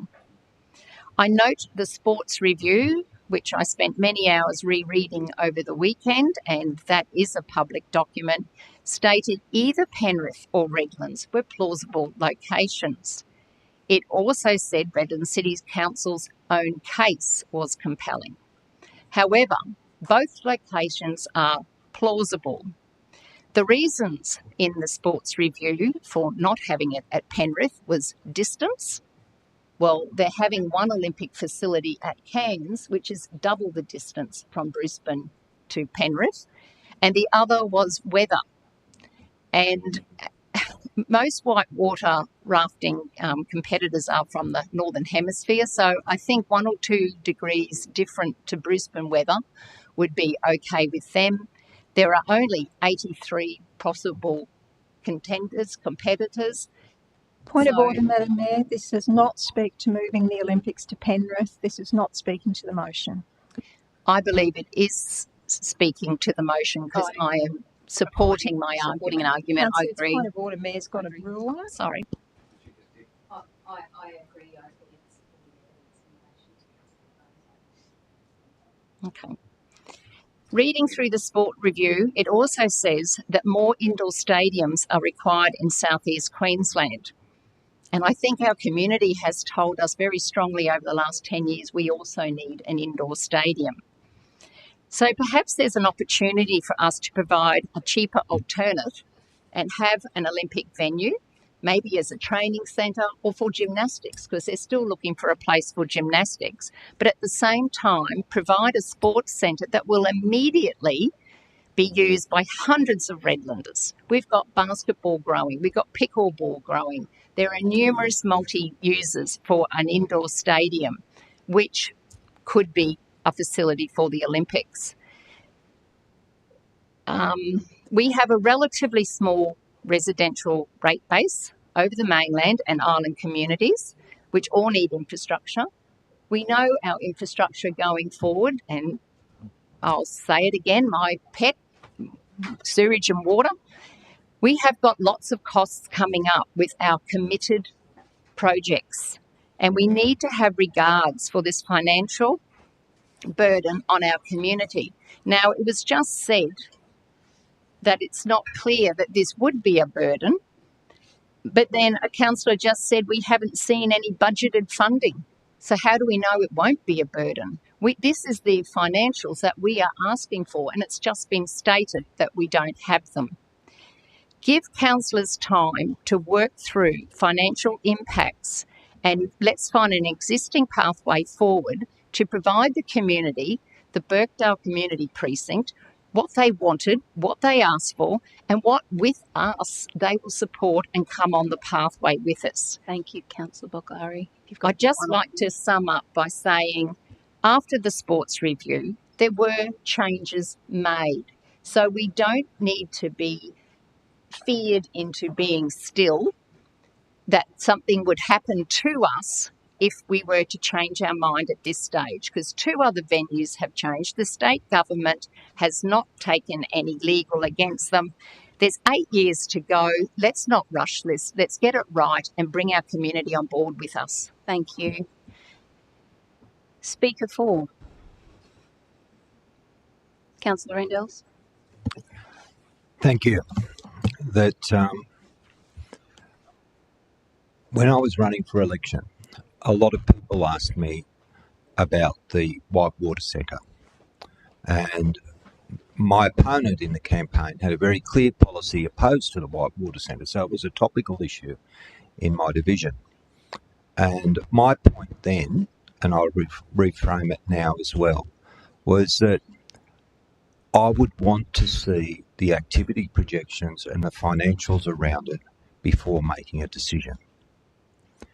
This is not a once-in-a-lifetime opportunity for me. This is my second time around. I grew up in Sydney. I grew up in Western Sydney. I started my career as a planner and community development worker in around Penrith, and also in the inner west. I was involved in statewide planning when we were working up to the 2000 Olympics. The injection of infrastructure funding into Penrith and into Homebush Bay. Penrith at the time was a similar travel distance from the CBD as we are. The railway station wasn't much better than here. It had a district hospital, it had a TAFE. Homebush Bay was the old abattoir site. They used to make Agent Orange on the side of the river there. These areas were turbocharged. Within years, University of Western Sydney, Nepean Hospital, Teaching and Referral Hospital, expressways and linkages across it. People have talked about Penrith being, not viable. What the documentation that was provided shows that this is not Penrith. Councillor Bokhari's point about being careful is very, very pertinent. We are careful. We've looked at it. During the course of my professional career before becoming a councillor, I've been involved in major projects, planning, activity, costings, Cairns, Townsville, Gold Coast, Sunshine Coast, Lady Talento Hospital, all the major capital works in New South Wales, Victoria, ACT. I know the rigour that central agencies, whether it be Treasury, Finance or the Audit Office, go through in ensuring the accuracy of the information, the activity forecast, in this case relating to utilisation, and the cost as it goes through the gateway process. The biggest problem that we have with this whole issue is that this information has not been released. So we've got a small group of people in the community who have had access to it, and it's not an issue of the information not being there. People may choose not to look at it, that they've had access to it and they've had an opportunity to review it. That I've received a lot of emails over the last 48 hours, and a few were in favour of it, but most were a pro forma against it. And the issues were, the cost, Penrith, others didn't work. The documentation provided in the PVP draws a distinction between it, cost of electricity, there's alternative arrangements for electricity, issues with water, etc., etc. And most importantly, a clear clarity of the misinformation that's being put out. 25% of those emails that I looked at said, we can't afford this because we are paying the highest rates in Queensland. And while that sort of furphy continues to be out and about, it creates a sense that people are being victimised. That in respect to the environment, I actually wrote back, and people were surprised because, a couple of people came back and said it's nice that people actually read these, but I wrote back to people and I said, so what would you like to see? And the overwhelming response wasn't about Birkdale and the master plan. What people wanted to see is the place being pretty much left as it is. They wanted the environment not disturbed. They wanted the trees not disturbed. And that raises the whole issue because what they were wanting couldn't actually be done to allow them to have access. The issues like the parking, the issues like the roads, the issues like the amenities, all required to be able to access there were not available. Part of my division is also the islands. We have been ongoing in our issues about access to recreational space, having our pool upgrade.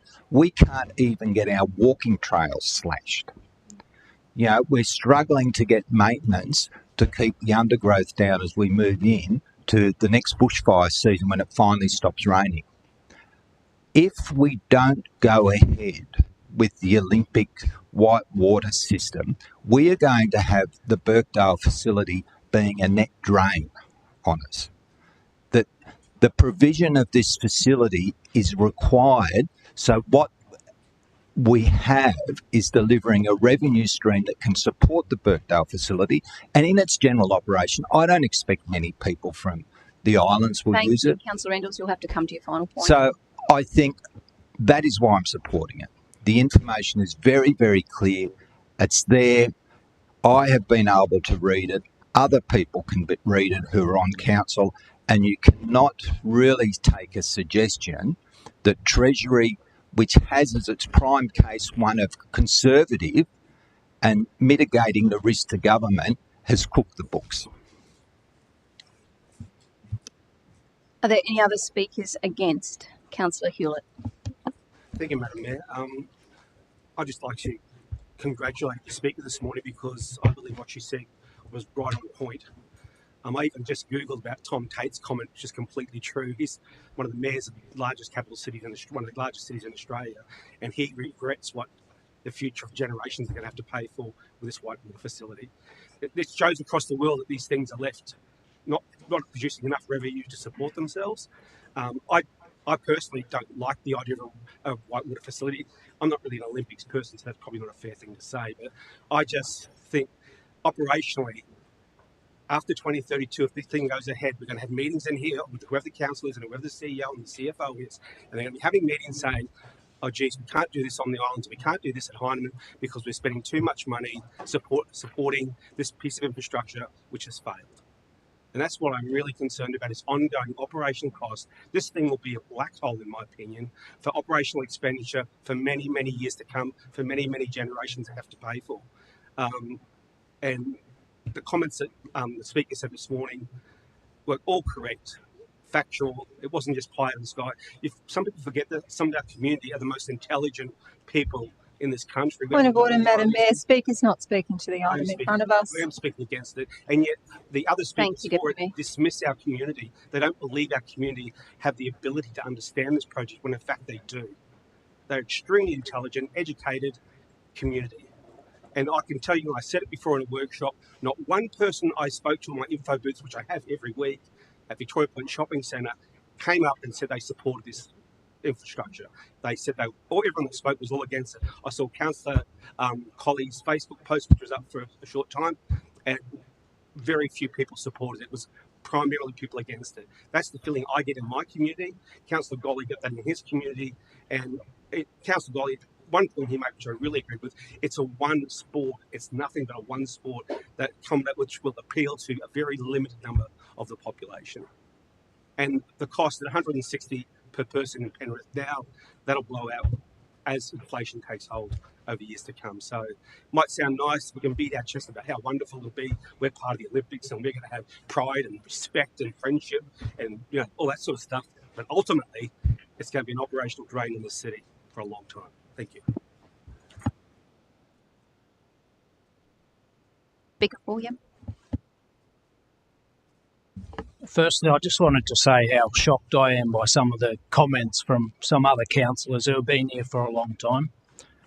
Some of the things I've heard are completely outrageous. You clearly have not read through the documentation.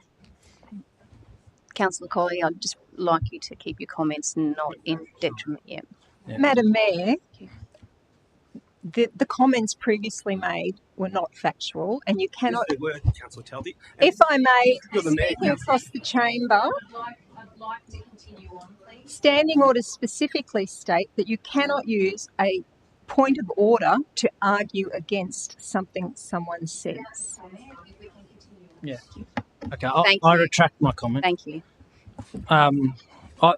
This has been a contentious issue in our community for a long time. Like Councillor Rendels, I ran against somebody who was a fierce proponent against this going ahead. During my campaign, I made a commitment to advocate for additional recreation options, attractions and activities for locals and visitors.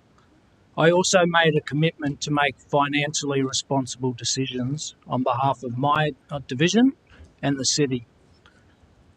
These are equally important to me, and I don't prioritise one over the other. I think we can proceed with this project with it being a financially responsible decision and it providing recreational options in the Birkdale Community Precinct that my community elected me to deliver for them. We could make a parklands at the Birkdale Community Precinct, which would be the same as a parkland or a precinct anywhere else, but this Redland Whitewater Centre provides an opportunity for us to have a real jewel in the crown and to deliver a unique, genuinely city-shaping project for our community, one which will put us on the map. Complemented by the supplementary features laid out in the master plan for the site, like the nature trails, cultural hub, historical features and a swimming lagoon, the Whitewater Centre will stimulate the Redlands economy, will create local jobs and support local businesses. It will be the jewel in our city's crown. I want to also acknowledge that there is some sense in the community that there are concerns with things like the costs. I had the same concerns coming into this, like Councillor Rendels. We've been provided with answers and responses, bucket loads of information for every question that we have had, and I'm confident that the officers, not just here, but involved with the state government, have done a thorough analysis, and what they've provided for us is satisfactory for me. I agree that if this was all about a 2-week event hosting the Olympic Games, none of us would be interested. None of us would be happy to bear the cost for this. But we need to look far beyond that. I think Councillor Mitchell mentioned about this being something for us and future generations. I would ask councillors today to have the courage to make this decision, not just for us, not just for the IOC, but for future generations of Redlanders as well. Thank you, Councillor Colley. I'll just we have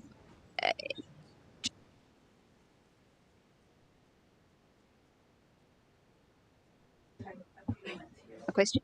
Well, in that case, I will take my opportunity to speak now, and then we'll open for questions. So I guess I have a perspective in that I've come into this council very recently. I had 14 months of being out in the community every day, bar 5, getting feedback on a range of issues, and this was very topical and this came up very frequently. During that time, I can categorically say, as others have spoken to, that the vast majority of feedback that I got, and giving due weight to people and place. We live in an area where we have, nearly 165,000 residents, and we live in a unique and beautiful location. Giving weight to the feedback that I received during that time is very important to me personally, both in this role as a community representative and also for future generations. So I give great weight to the opinions of others. Now, I've heard a lot of comment around the lack of information, and I have to say that as a resident, that is what I felt too. That is a problem that exists. It's something that we can't go backwards on. I did ask about, from a state perspective and also from council, the push to bring this to today's meeting. It is unfortunate, as I've expressed, that there hasn't been more time to digest information and to also be able to relay information to the public. We've been, as we've already identified, hampered by a number of issues. So I'm stuck with the vast majority of feedback not being in favour of the Whitewater facility. I think it's very, very important to differentiate the Birkdale precinct, the lagoon, that I know, Councillor Hughes, you've raised, that, people gave you wonderful feedback on that. And I think, probably all of us have received information from community members who are very much in favour of that aspect of the total project. But we're looking at one specific part of a total project, and I know Councillor Boglari, Councillor Guy, Councillor Mitchell, we've all talked about the importance of this project and what it can bring for our community. So I don't think that's in debate at all. The query that I have, and I go back to probably 2019 when the mayoral minute was first brought, is an issue of priority and an issue of identifying community need. So as has already been outlined, we have community need identified in sporting facilities and, and a great need, as we've already identified, in an indoor multi-sport complex. However, this particular item was brought to the table. I have to question the need in our community for this, and I know now a comprehensive argument has been brought around this facility, and an enormous amount of work has been put into investigating making it work. And so I know that has very complex components now attached to it, and I appreciate the work that the staff have put in because it has been phenomenal. However, I come back to people and place. So in my function as an elected representative, I have to give weight to what the community feedback is. And the community feedback through my election phase was very clear. And I can't get around that. If we look at priority of place, then I draw on your arguments, Councillor Bishop, around what the feedback was and what the wants are and needs are for that particular area. And that's something that I think, personally, I feel needs further discussion. So for the record, I am not anti-Olympics. For the record, I'm not anti-development. I'm very pro good development. I'm also very pro targeting exactly what our community needs, because this is a huge investment, a huge intergenerational investment that I know can bring great rewards if we're looking at the entirety of the complex. But I'm still stuck on, and despite reading the material that we've all been privy to, I still have big questions around the legitimate viability. I mean, I know in project planning it's very difficult to come to figures and forward plan and the projections and the work that goes into it, but I still come back to having concerns around viability and around this being the best fit for our community. People and place. People, I very definitely already have the answer for that one. Place, I think it needs further investigation. Open to questions. Councillor Gollay. Oh, sorry. Deputy Mayor, you raised one earlier on. You put your hand up earlier on. Oh, matter of process? No, you're right? Whatever order you want, Madam. Okay, Deputy Mayor and then Councillor Hughes. I would like, if we have sorry, I turned it off when I thought I was turning it on. We have the manager of AMP who is very across all of these reports with us. So I would like to ask that, as he's heard all of the comments, that we allow him time to make available what information he can in relation to the comments that have been made, and particularly the comments about how would we afford the parklands and the role that this centre broadly plays in both the wider social and economic development of our local community, as well as particularly to this site, because I do not believe that we will be able to afford a parkland, a lagoon or anything else without this. The community feedback that has been sought, there were comments about, that all the community feedback was negative. Well, that's not been my experience, and I've been dealing with this a number of years. I would like him to further comment on all of the community feedback that's fed into these reports and this process, and on the fulsomeness of the financial information that's been provided to councillors and anything else that he thinks is relevant to add to this decision, please. Yeah, I'll provide.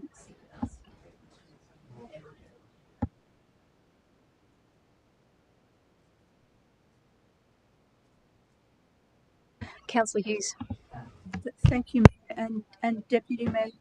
I've actually got a few questions. I went through the report and I was going to ask through the chair if I could ask if Mr. Isles could respond. And I think in maybe my targeted questions very drilled down to a couple of sentences in the report, Mr. Isles would be covering a lot of what Councillor Talty has asked. Right, so I'm pretty structured in my questions. Thanks. Thank Chris, you. could I? Yeah. Thank you, Madam Mayor, and thank you, Councillor Talty. Look, there is a lot in that question. I'm happy to talk to it. So I think there's been a lot of different comments made, and I can understand both the context of both those speaking for and against. I might kind of start through some of the sequences if I can do both. I think correct some of the statements that have been made, potentially, or perhaps help councillors to understand exactly what it is you're voting for. I would go back and correct some of the statements from Councillor Bishop about the implications of what you're delegating to the CEO in both past decisions and the one before you now. I don't believe it's accurate to suggest that you have delegated every single future decision making as it relates to this precinct, which is what Councillor Bishop indicated earlier. You know, and we've communicated to you, you control absolute budget decisions every single year, irrespective of what you decide along the way. Those are never delegated to the CEO, so you absolutely control future decisions as it relates to how the precinct will be developed. You will be delegating and have previously delegated the CEO the 2021 decision to enter into the games, and then again this one is limited to the extent of proceeding with the venue partner agreement. It's not a wholesale delegation to the CEO for everything as it relates to the future of Birkdale. It's limited to the extent of the project partner agreement. and future iterations of that. So I just wanted to kind of correct that because I don't believe it's accurate to suggest that this group of councillors will never have an ability to have any other vote, or the community for that matter, as it relates to anything for the future of Birkdale. I might pick up on some of Councillor Rendell's comments because I entirely agree with those. And don't take mine as the single officer who's obviously been working on this and understands this very well. There's been a raft of officers from the state government, Queensland Treasury, the Office of OPO, which is the State Olympic Delivery Authority, they're independent consultants hired by Queensland Treasury to independently review their gateway processes, then the independent 60-day review process. I agree with Councillor Rendell's is that there's been at least 5 independent groups of people who've all reached the same conclusion, that this project can and does offer a sound financial position. You will recall the position that officers put to you in March 2023 when you adopted the master plan. We said that the project can and will be profit generating, and I would suggest to you that information is being provided to you again. That profit generating statement is what supports the comments made around the table that it will then be able to be reinvested into the parkland to support the operating costs for the rest of the precinct, whether that's the swimming lagoon or whether that's watering the grass and mowing the lawn for the rest of the parkland. Should you not proceed with this element, and really importantly to clarify, I think some of the comments made is that we don't have to pay for any aspect of the Olympic venue. We're providing enabling infrastructure to the rest of the parkland that will service those elements of it, but we're not paying for the Olympic venue. If you don't have the Olympic venue, there is a hole in our parkland, which Councillor Bishop and others may want to re-prosecute what goes into that, but that hole will cost us capital money to fill. At the moment, we're essentially getting a venue delivered for us at no cost to the council. Should you not have that, then that will cost us money to fill that hole in the donor. And that is likely to be a use based on the feedback from the community and perhaps some around the room that would then also have limited or no future revenue generating prospects like much of our parks. It will continue to then be an ongoing burden to maintain the site. So I think that is important context for you all. I would pick up on some of the commentary around the previous Olympic venues. I would say that they're not all like for like. I don't think it's fair or reasonable to compare them as apples and apples. They're all built with different contexts and different things. They don't all continue to operate today. That is actually factually correct, but they weren't necessarily all intended to either. Beijing was built, perhaps because of that was the intention of the Chinese government at the time, to be a single venue solely for those games, and they haven't operated that since. It never purported to be a long-term operational venue. The Athens Games, like many of the Athens Games, those venues don't continue to exist. But that is also true of so much of the Athens Games, and perhaps that's kind of its history in the Olympic books. But all of the other venues do continue to exist, and they're also built with very different purposes. So if you look to Rio as an example, whilst it has a whitewater function, it fundamentally provided a large swimming lagoon for many of the less fortunate, affordable people that occupy Rio. And it still provides the largest swimming venue for many of the residents of Rio today, and the whitewater venue gets turned on when they need to. But it wasn't built to be a functioning profit-generating whitewater venue. It was built as its legacy function to be a recreational swimming reserve, and it's also part of a larger adventure precinct like we're proposing in Birkdale, where they have BMX and parkour and other adventure sports in that precinct. Tokyo is the same. It continues to operate. And if you look to London Lee Valley, the Whitewater Park is part of the larger Lee Valley Sports Complex, which includes soccer and other sports. Having met with the CEO of the Lee Valley Complex, they have shared with us, and it's in their reports, that the Whitewater Park is their largest and most profit-generating element of their largest sports precinct. So far from being afraid that this venue will be a burden on our ratepayers, I think there's an opportunity to look at, well, what can it actually support and supplement in the rest of our precincts. So, Councillor Tolte, hopefully that answers a lot of your things. If there's other questions from other councillors, I'm happy to take those. Well, thank you. I'll leave it with Councillor Hughes' questions. Councillor Hughes, did you have your questions to the... Yes, thank you. And thank you very much to the officers for their work. And please allow me to correct the record that the decision that we made on the 1st of April 2021 relating to those that delegation to the CEO does relate to the Whitewater Rafting Centre, but it also is bracketed by some of the integrated elements. And there's an item here that I'll ask a question about in a moment that talks about the project as scoped, and that it's a crossover between the two. Some of those are delegated. I apologise. I will correct the record. I did not mean that everything is outside council's remit, but some of the critical elements I do have questions, but thanks very much for the opportunity to clarify. Thank you. Councillor Hughes? Appreciate the depth and breadth of the conversation and the respect. Actually, really appreciate it. I didn't speak for or against. I've got some questions, and I know probably a few of them have been answered generally, but if I can just drill down, and Sarah, if I could ask, on page 65 of the report, thanks, as we go through. Page 65 in the second paragraph, it mentions that the review panel inspected the 28 proposed venue sites, but it didn't actually mention whether our Birkdale site had physically been inspected, or was it a desktop that we just have sometimes you hear about a desktop review? Thanks. So thank you, Councillor Hughes, and through you, Madam Mayor.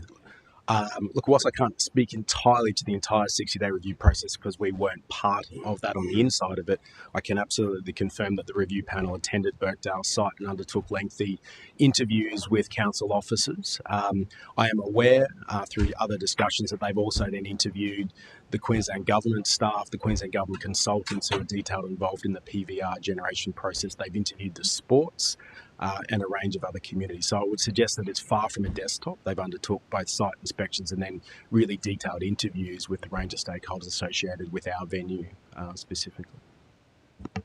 Thank you. Just it's really helpful. These are the things that stuck to myself. On page 67, Sarah, the funding and delivery, the second paragraph, that the venue is located on a portion of the 62-hectare Birkdale Community Precinct. A lot of community have thought that when we were talking about the Whitewater and Birkdale Community Precinct was one and the same, that one covered the other. And I've tried to explain that that's not the case. So when we talk about a 62-hectare site, what portion of the site is this Whitewater process, please? Thank you, Councillor Hughes, and through you, Madam Mayor. So the whole site is 62 hectares. The parkland part of it is then 32 hectares. Within the middle of that, I guess we call it the keyhole. So the Whitewater venue, being the core part that the Olympics is going to deliver, is 8% of the total 62 hectares and represents about 18% of the parkland part. So I would agree with your commentary there that it's far from being a major part or a dominant part of the parkland or the whole site at 8% of the entire site. Thank you. My next question was about the concern for the ongoing costs. And we talked about funding and delivery on page 67, same page, the last paragraph, the operating cost to establish the Birkdale Community Precinct, which would pass on to the ratepayer. And I think that what we were talking about, you've just mentioned that if we didn't have the Whitewater facility, if I understand correctly, that's the cost that you were talking about, or that has been discussed in the report, that would be the cost that would be ongoing to the ratepayer. Is that correct? Did I get that right? Yeah, Councillor Hughes, thank you again for your question through the Mayor. So I guess that's tried to articulate before, based on the information you have in front of you, and I guess being careful because we are in open meeting that I can't go into too much detail about that, but you have been presented with information that shows that the venue has a sound financial position and will make a profit. That profit, whilst that would be a future decision of council, what you do with that profit, fundamentally the opportunity is there to subsidise the ongoing operational costs of the rest of the Birkdale Parkland. Without that, like all other parks in our city, it would be a cost that would need to be covered through your rates. So we see this as an opportunity, as having a profit-generating element within a parkland to lower the costs of providing a premium parkland to our residents that would otherwise need to be funded through rates. Thanks, Chris. On page 68, thank you, Sarah, assurance process, on the fifth paragraph down, an investment decision will be made by the Australian and Queensland governments. I think to our community that may feel that today's decision or vote is a fait accompli, but this statement is that we are just supporting a part of the process today if the vote is for the positive, that there's still no guarantee from the state or those above that this whitewater centre would be built. Is that correct? So, Councillor, thanks for your question. And it's probably an opportunity to correct potentially some misunderstandings about what the project validation report process that the state government is running. It's a process that's been running for about 18 months. It informs their investment decision. It's also part of the Queensland Government Gateway process that they run through Queensland Treasury for all significant capital investments. It's an iterative process. A project validation report is not something that's done once and then finished. It's an ongoing process, and it's iteratively gone through the Gateway processes, which allows, through independent input and feedback from the Gateway review panels for the project, to then review and finesse elements that that review panel decides perhaps need further assessment or perhaps have some further risks that they would like resolved before they recommend to the Queensland Government and the Federal Government that investment decision is made. So I understand this, the community has expressed concern that the project validation process has not been undertaken or complete. It has absolutely been undertaken and completed. It's just iterative and along its way. It's well progressed. And you are right in saying that our decision today, your decision rather, is part of that process. The state government has requested that we reconfirm your desire to be a gains partner, and that would be an input to the project validation report, which will then finalise as a part of its next iteration that would then, I understand, go to Queensland Cabinet and Federal Government for their investment decisions later this year. So you are correct in saying that a vote from Council today isn't a fait accompli that the venue will exist, but I also have no information or suggestion from any other levels of government that they wouldn't support it either, for clarity. Thank you. It's been touched on Sarah, page 69, the environmental and the third paragraph, including the water table, the aquifer, and reading the emails that we've received, and that did raise a concern for, I'm sure, most of us. The community concerns, we just are just asking for your input on that. Do we have any specific site plans or mitigation strategies that could be shared with regard to the planned scope of works and in protecting the valuable assets throughout the implementation? So I'm talking specifically about concerns that were raised with the aquifer. Thank you. Thank you, Councillor, for the question. Look, I'll take the last part of that on notice, whether there's any information we can share with the public, because not all of that information is ours to share, but I'll take that element on notice and I can come back to you on that. But in terms of the water table, what I can confirm, and I have read and seen and understand the community's general observations or concerns about the potential impact upon the water table. As officers, both as council officers and the state government and all of their various engineering consultants, I guess we take comfort that we have the benefit of having seen detailed geologic bore log work where we do drills on the site. We can actually test and see where the water table is or isn't. There's been extensive bore log work done throughout the Birkdale site, both by council and by the state development team. That includes a heavy focus on where the whitewater venue will be located. I am able to say that in the vast majority of those instances where we've done the bore log work, we didn't find groundwater. We have certainly hit groundwater in a few locations. In every location where groundwater was hit, though, our maximum depth of proposed excavation through the whitewater venue is metres, and in most instances at least 2 metres above the water table. So it remains officers' view and that of our consultants that there will be no impact to the groundwater because we're situated metres above it where it was detected. But however, in most instances it wasn't present. But we recognise that groundwater can come and go, but there's not a single water table that exists as a singular entity. It's been a bit hit and miss, which is probably more akin to, I guess, smaller rivers or creeks that might exist underground. But we're very confident that the venue can be constructed without having impact to that water table. Thank you. And Mayor, my last question, going to the officer's recommendation on page 76 of the report, to point 6, to negotiate and execute any new agreements. This is with regard to the CEO. With this statement, is Council confident that there would be no further financial implications to Council if the CEO agreed to any new agreements? And if there were any financial implications, how would they be dealt with? Thank you. So thank you, Councillor, again for the question through the Mayor. Look, we are very confident that, again, I would see this as being a bounded set of delegations providing the CEO in the context of progressing the delivery partner deed through its various stages through that. But perhaps what I would say rather than what's here is you understand better than I the standard operating procedure for Andrew Chesterman, our CEO, and how we work with you all. We would never commit this organisation to any form of expenditure without bringing that back to make you fully aware of it. So I take absolute comfort from the way our CEO leads our organisation, that, as you should, that we would absolutely bring anything that had any financial implication back to you all for your consideration, should that occur. Having said that, as my opening statement, I don't believe that anything here would commit you to additional financial things over and above what we've already disclosed to you in the material you're considering today.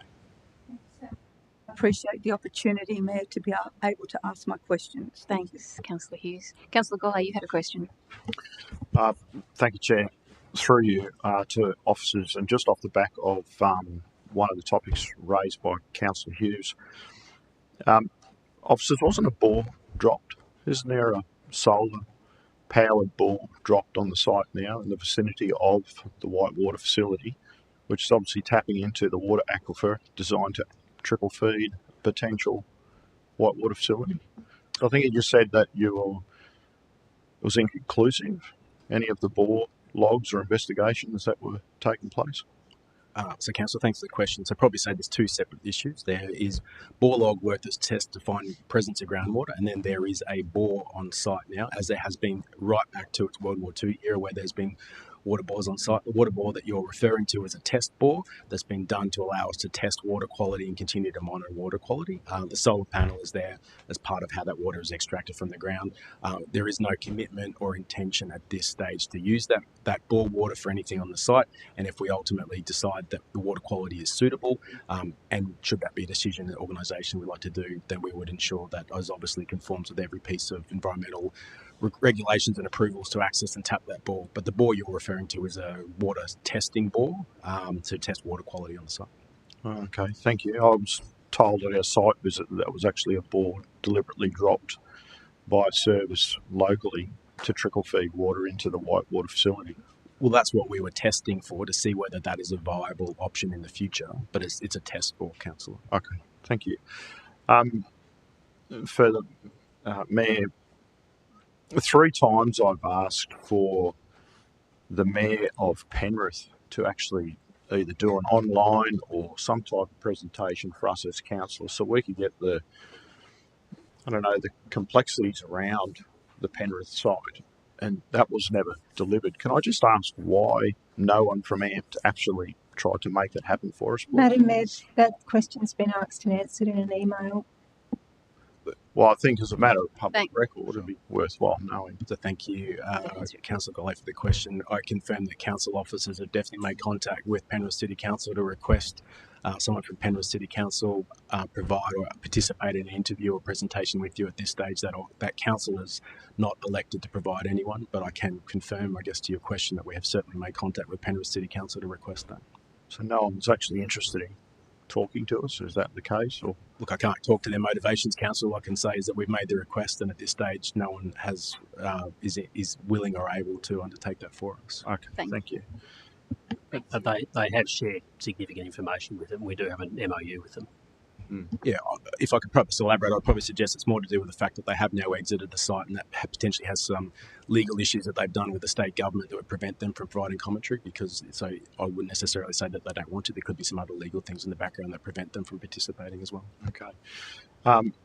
Just further, when I was up at the opening of the new shopping centre in Thornlands, planning officers had made comment that the state is going to mitigate its responsibility for the intersections at Finucane Road and put that cost of upgrading those intersections leading into Birkdale Road back onto council. Has anyone covered that yet? Has anyone had any representation from the state that we would end up having to cover the cost of intersection upgrades at Finucane Road? So can support the parkland down there? If I can interrupt you, perhaps firstly I'd say that that's information that's not subject to this report and remains part of another ongoing council discussion. So it's potentially not for public domain discussion as a first opening statement for you. But we are absolutely involved with the state government. They have a representative from Department of Transport and Main Roads as part of the project costs and the reference design group. So whilst I can't explicitly talk to that, said because it is confidential information that you've disclosed, I would suggest that we are continuing to work with all levels of government to provide access to this site in a safe and equitable manner. Okay, so my apologies then. I didn't realise that. I thought it was more of a passing comment that needed clarification. I've received no reports in relation to that. Thank you, Councillor Guy. I've still got a couple more questions, Mayor. Thank you. So I suppose that goes to future costs to ratepayers then, and through you, Mayor, to our CFO. What impact to ratepayers would any borrowings be if we, yes, there's the whitewater component that the state will build, okay, but we have the responsibility to X amount of $1 million to deliver the supporting infrastructure to actually get into the whitewater site. And then, okay, there might be a profit when the park's built, etc., but we've also got to borrow money to build the park. And then if there is ongoing infrastructure upgrades that are being delegated by the state, will that be an impact to ratepayers into the future? Look, thank you, Mayor, through your chair. Thank you, Councillor Golay, for the question. I'm not overly 100% across all of the detail that's been conducted and the finances externally provided. To your question, intergenerational borrowings, that we have cash. We can use cash to develop new assets. That is definitely not funded for the construction of new assets from rates or impacting the community. Our preference is to use intergenerational equity for borrowings, and that is the choice why we go with borrowing, so that it doesn't put the burden on the current ratepayer and it spreads that. I don't know if, Chris, you might have anything to... Thank you, through the Mayor. I guess in relation to the last part of your question there is that any future operational upgrades and maintenance costs have been built into the financial model that you've seen, and that's already been factored in as an additional pre-planned cost, which still then comes out to show that it's financially viable and profitable at the end of it. So like all of the way we treat all of our asset management plans and any asset we have, we've taken account of that O&M and depreciation in the modelling, and that's been factored in over and above the costs that you've seen. So I guess I ask, Mayor, because if I go back to my previous statements, to put it in context, if we looked at, so speaking to Equestrian Queensland, for example, that's also a sport that's growing and they're seeking land. We've got Heinemann Road, that's a project that's probably going to have intergenerational borrowing too. So how do we manage and juggle? Someone's got to pay somewhere. Something's got to have a net return to put money back. Like, we're not just going to say, okay, we've got cash in the bank, we'll borrow against that. There's got to be some type of an impact to the ratepayer somewhere. Thank you, Councillor Guy. I think we can either take that offline elsewhere to have further discussion, or if you've got a specific question, ask it. Have you concluded? Yep. Yeah, thanks, Mayor. Thank you. Councillor Boglari and then Councillor Mitchell. Thank you, through your chair. Thanks, Chris. I think that's probably the most open conversation we've had on this Birkdale land for quite a while, and with the public that can hear it, being, because usually it's us in here with workshops and they're all confidential. So I thank you for getting that information out there, and that's what I'd actually like to see more of. So the information about the water table, the information about what proportion it is, the information that the lagoon isn't going in at this stage, it mightn't be to 2032. All that information, if we can sit there, that wasn't stated. No, but Chris was talking about state. I'm just saying there's other information we need to get out. Not Chris stated at all, sorry. I would like to suggest, because you can see how many hours we've been sitting here talking about this and everyone's got a view, but at the end of the day, we all want what's best for our community at the Birkdale precinct, and this is at the Birkdale precinct. I would like to suggest, shoot me if you want, we actually lie this on the table to maybe the July general meeting, and in that time we ask Chris to hold some information like you have now with the community, because maybe the community, with more discussions, we can all come on board with solutions to the area, because the information's invaluable, and with information shared you get solutions. and we could bring the community on board with us. So I'd like to put that up to council, that if the initial motion doesn't get up or the alternate motion doesn't get up, we lay it on the table to allow more conversations. So fors and against can all be talked about and we can all do it together. Thank you, Councillor Walgari. Councillor Mitchell. Thank you. Just for the public record, there's been a lot of talk about the ongoing costs or operational costs of the Whitewater venue and then Birkdale Community Precinct, and the focus on that there may be a burden or a cost to it somehow would be precluded. So I'll frame this question in the context that we know this venue, the Whitewater venue, is going to be cash flow positive from all the information we've got. The parkland is a major parkland that's going to cost us anyway. So therefore, with many of the other, my question probably through to the CEO, if it's all about cost, would this council supply pools, libraries, any other park, community halls, if they all have to have a cash flow positive Hewlett. I think outcome only? Yeah, I think we remain on topic and discuss. Point of order, Madam Mayor. Councillor Hewlett is speaking over the chair, and that is expressly an offence under the standing orders. Thank you. So, Councillor Mitchell, if you can frame it, if you've got a question, have a question rather than would this organisation be recommending, if the council directed that it had to be cash flow positive, as the questions around the Whitewater venue seem to be, would we be supplying pools, libraries, parks, or any other service that wasn't cash flow positive, if as directed by council? Yeah, I think we're a bit off topic.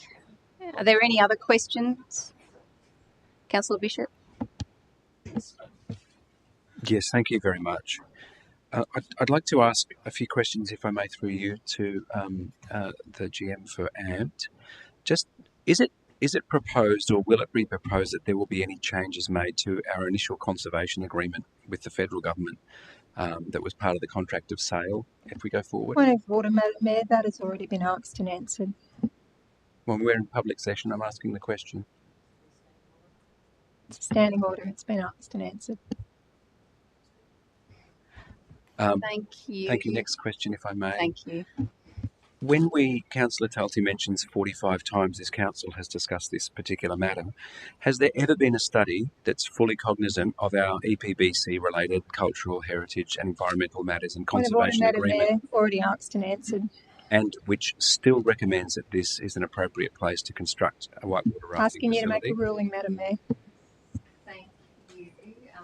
As I if I may go on, is there a possibility, if, as the Senate inquiry suggests in their second interim report, if there's a decision by another entity, because they're suggesting that an intergovernmental panel such as the National Cabinet be formed to investigate whitewater rafting at Birkdale, the Redlands Whitewater Centre, versus Penrith, if there's another panel that reviews and makes a decision to not proceed with Birkdale, would this still be constructed?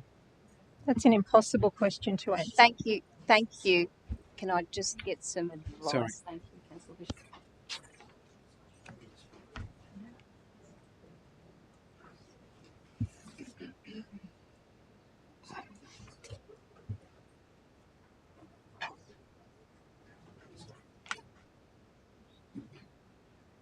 All right, thank you. I just had to get some advice.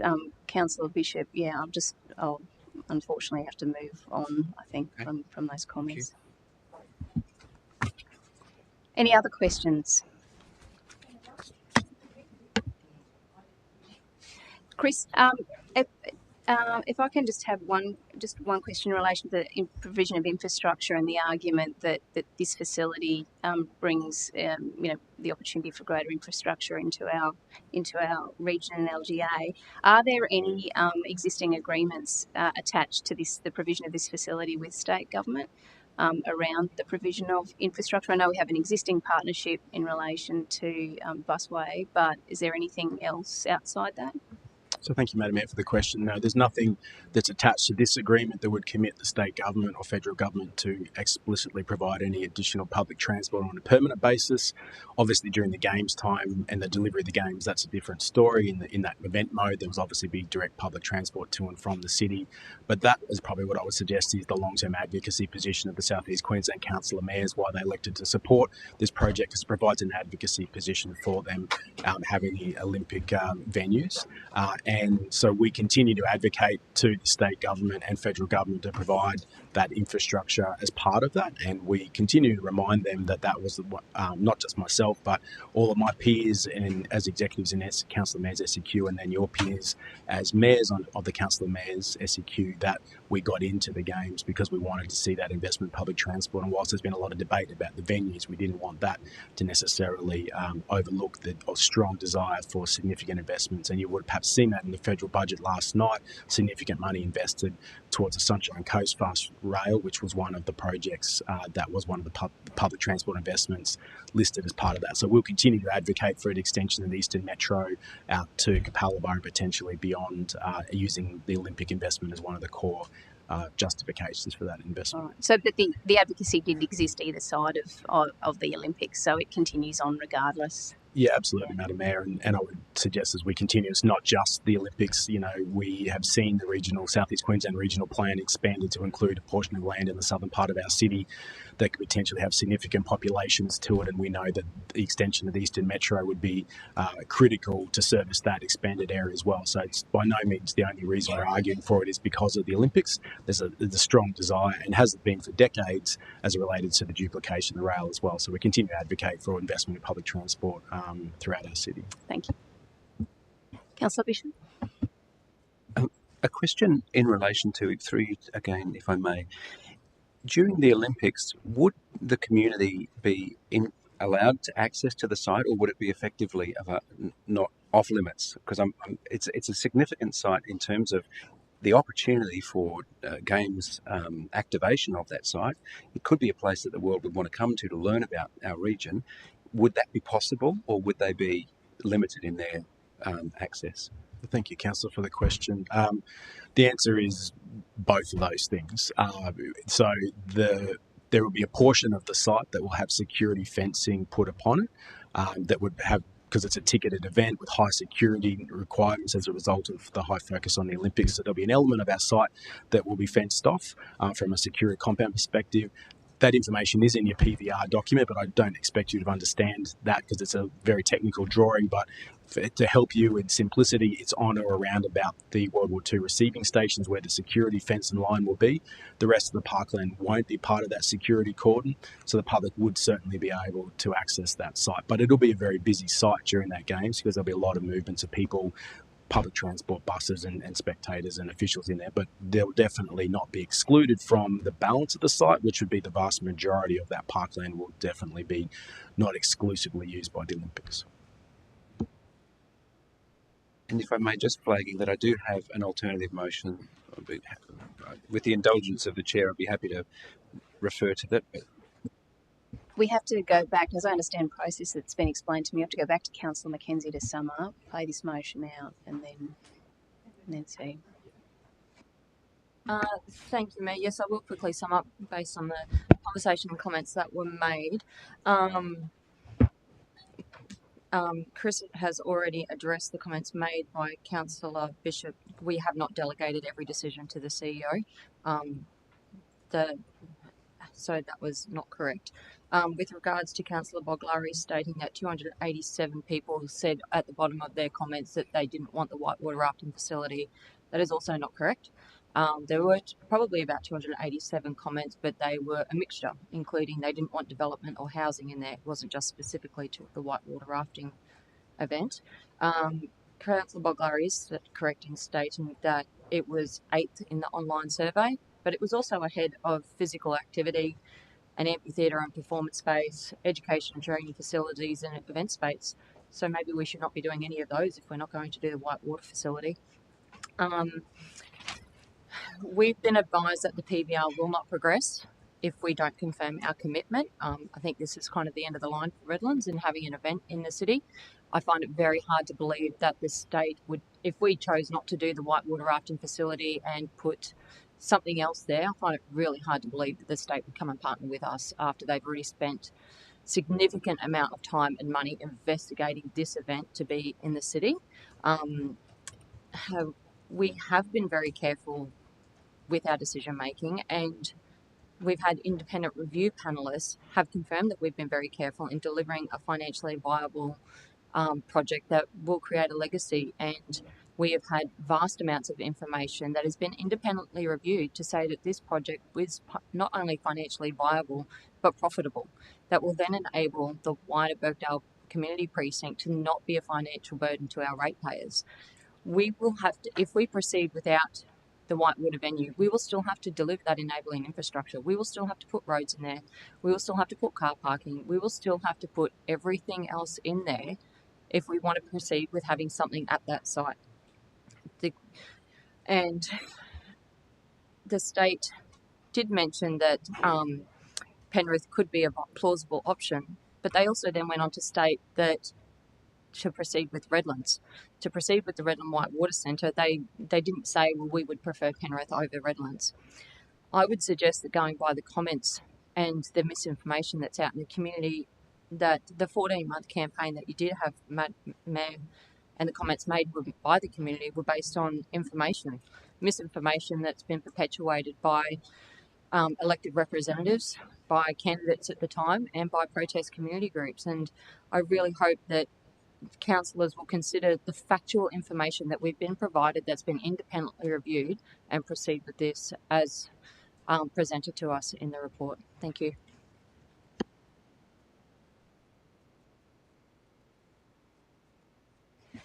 All right, thank you, Councillor Mackenzie, for your views. Now we will put the motion to the vote.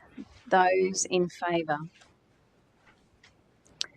Councillor Mitchell, Councillor Rendels, Councillor Deputy Mayor Tolte, Councillor Mackenzie, Councillor Hughes, Councillor Colley. Those against? Councillor Boglari, Councillor Golle, Councillor Hewlett, Councillor Bishop, and myself. Motion is carried.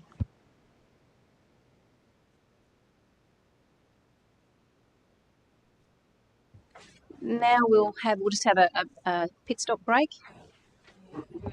Do we have motion? Yep. Motion. Yep. So, motion to suspend for 5. Councillor Boglari, seconded by Councillor Hughes. Those in favour? Unanimous? Yep, thank you.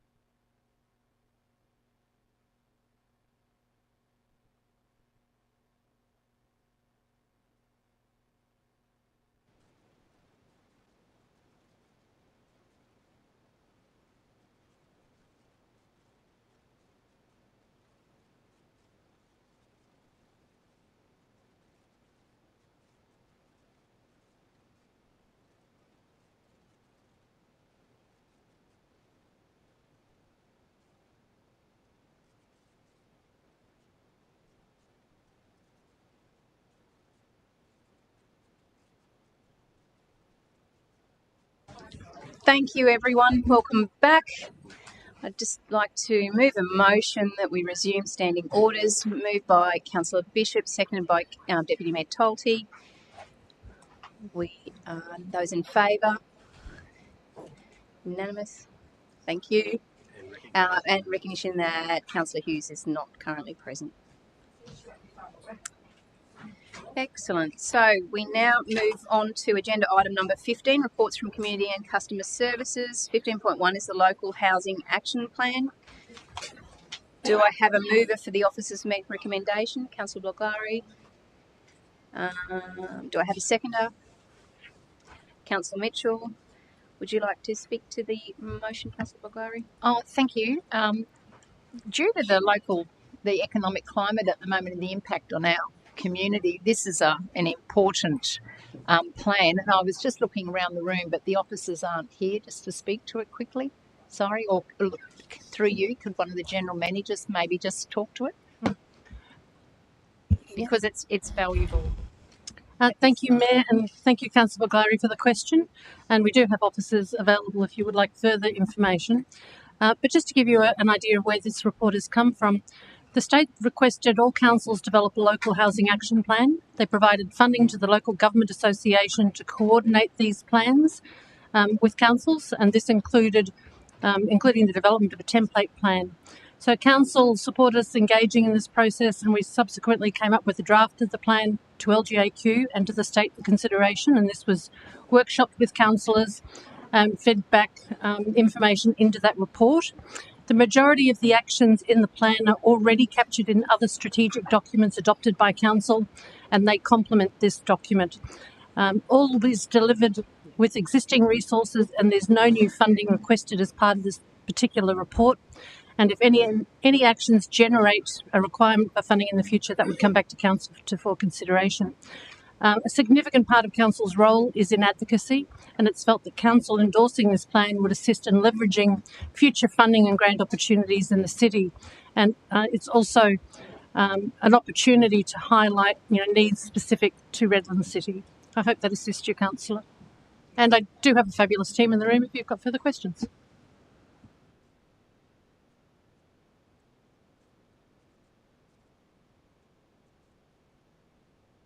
Sorry, are there any speakers against? Put the motion. Those in favour? Thank you, carried unanimously. Moving to item 15.2. Do I have a mover for the officer's recommendation? Councillor Deputy Mayor Tolty. Yes, happy to move it as put forward by the officers, Madam Mayor. But I have asked officers to come in and give us a light overview of their assessment. Thank you. Second by Councillor Mackenzie. So would you like to say anything further in relation to the motion? I think we'll just ask the officers if that's all right to do their précis. Yes, thank you.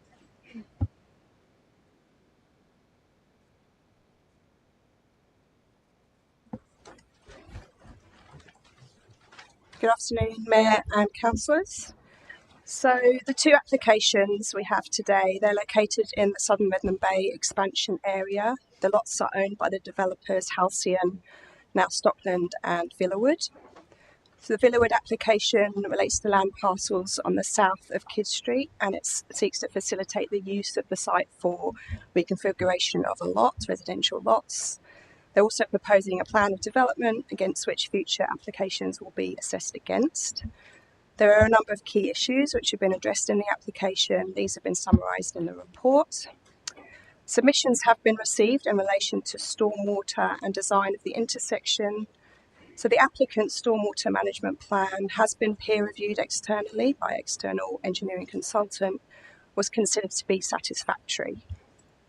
The stormwater on site is being conveyed to a total of 6 on-site stormwater detention basins, and there'll be no worsening to downstream property owners. There's also an additional culvert which is being installed under Kidd Street to convey water which would have previously sheeted over the street.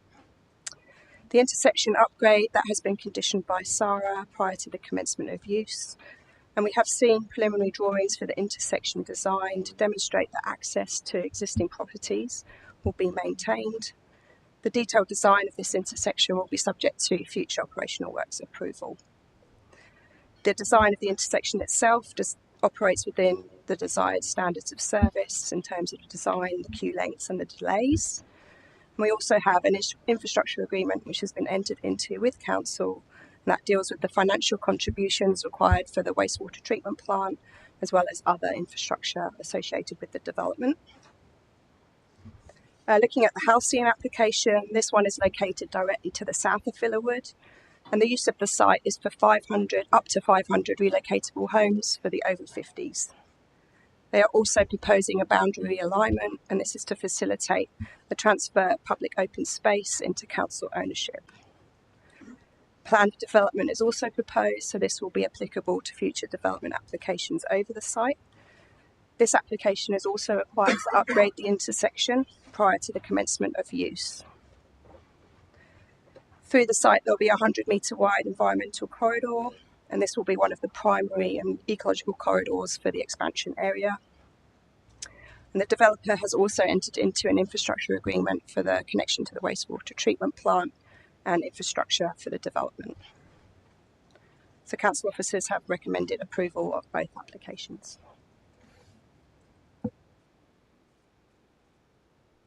Thank you. Any further questions? Summing up? Thank you, Mayor. The applications as spoken to by the officer across two items. The first item, which we're about to vote on, is 15.2 and relates to the over 55s secure country club village, which, yeah, well, it is fancy, but it's also something that we, for a number of years, have been looking at across the city as a model to provide an alternate for people who are looking for this sort of opportunity for their retirement years. Before this and one other similar application came forward, in the city we had no option for people who would have a model of provision of housing in this sort of secure living arrangement that that didn't require long financial contracts and specific contracts within the rules of sale and so forth. This is a lot more open model for our residents to be able to take advantage of. So I just wanted to highlight that, and with that, happy to recommend it. Thank you. Yep. Put the motion. Those in favour? Unanimous. Thank you. Which takes us to agenda item number 15.3, preliminary approval for the relocatable home park and associated uses and a development permit for reconfiguration of a lot. So item 15.3, do I have a mover? Councillor Tolte again, seconded by Councillor Mackenzie again. Councillor or Deputy Mayor Tolte, would you like to speak to the motion? Thank you, Mayor. As mentioned, this is the second item that was just spoken to by the officer. This area was part of the expanded development area for shoreline that was added to by the state government. That happened some time ago without reference to council. This development plan, the main concerns, as mentioned, were the overland flow and stormwater drainage and the intersection of Kidd Street and Serpentine Creek Road. There were particular problems with the Serpentine Creek Road intersection because, for reasons known only to themselves, the Main Roads Department did not exercise their power to resume the part of one property, so therefore the intersection didn't fit and it had to all be redesigned and so on. But my understanding is that all of those engineering concerns have been met, and it's been a lengthy process and negotiation. So I understand now that, that we can allow this to proceed. Thank you. Thank you. Are there any speakers against? No. Yes, thank you very much. In relation to the presentation that we had this morning from the Villawood people, they mentioned embellishments and the opportunity to have some place-made, bespoke artisanal pieces. I'd just like to check with officers, if I may, that any infrastructure of that kind that we inherit, it does mean a lot to our community, but I've seen in a lot of areas where when they get to end of life and the developer has moved on, it's a question for community. They still want those pieces there. But I just think we need to be careful that either we could ask to condition the ongoing maintenance and upgrade of those pieces, or if we could just make sure that there's a discussion with officers that anything that we do inherit is in accordance. referring to entrance statements? No, the parking. Well, no, it's to do with the place making, branding, and yes, embellishments that might be additional to council's normal service provision in parks and so forth. All right, the parks are fully contained in the report that you've got. Yeah, I know, but I just didn't see anything in relation to the artworks, and I just wanted to make sure that if they're preserved through, Thank you. Is that?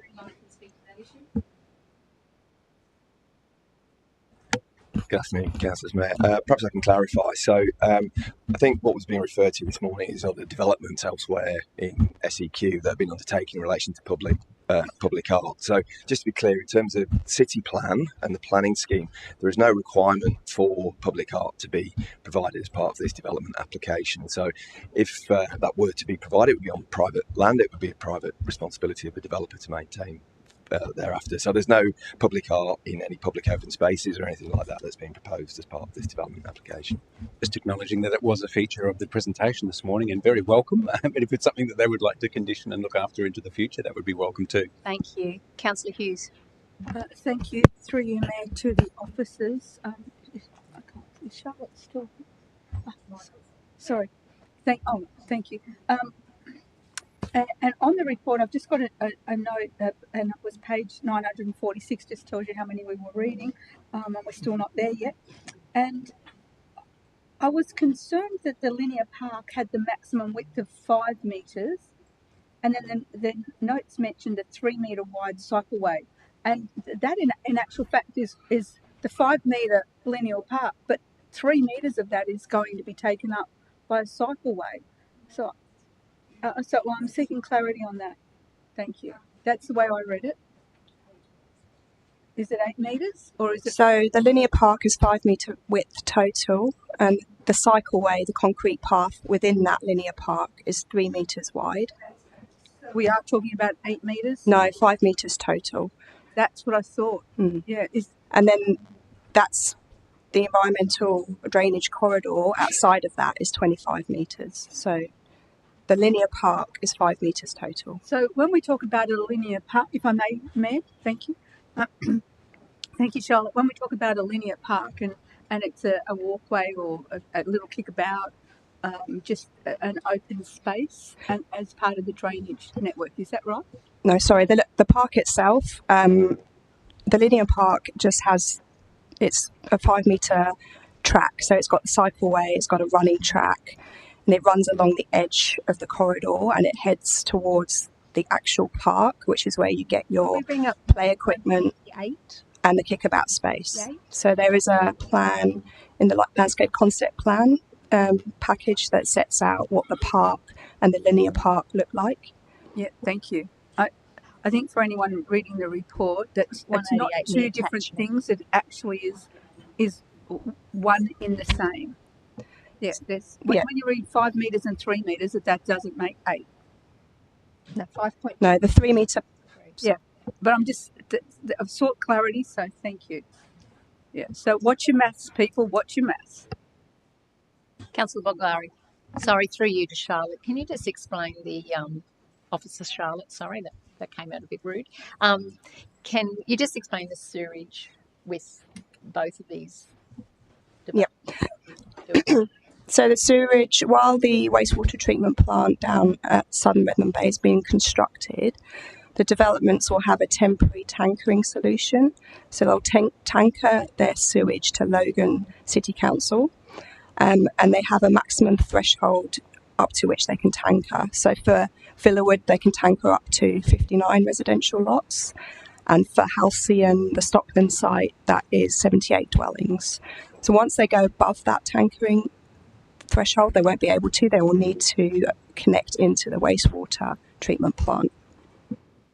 Whose expense is that at? It's at the developer's expense. Developer's expense. Right, thank you. I know that isn't the problem that these developments have caused. It was like out of sequence development years ago without the infrastructure, and we've been waiting for it. It is coming, and it is assumed it's going to be constructed in time, I think, isn't it? It's currently under construction, and I think the estimated date is around 2025, but we're not 100% sure. Right. Yeah, thank you.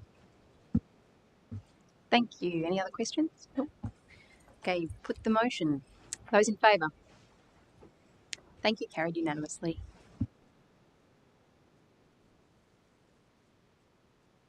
Takes us to agenda item number 15.4, the preliminary approval including a variation request to vary the effect of Redland City Plan 2018 for material change of use for shop 2 to 6 and 8 to 12 School of Arts Road, Redland Bay. Do I have a mover for the officer's recommendation? Deputy Mayor Tolte again, seconded by Councillor Boglari. Deputy Mayor Tolte, would you like to speak to the motion?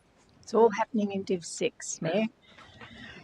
Yes, happy to move the officer's recommendation as put. The officers have looked at the proposal to increase the shopping facilities in relation to the overall plan. And for those who have been in Redland a long time, they will know that going right back to our 1990s and 2000 plans, we were always looked at as a series of villages with green space in between. And as pressure has come on in some places, that has been eroded, but the village atmosphere of Redland Bay is very important to Redland Bay people.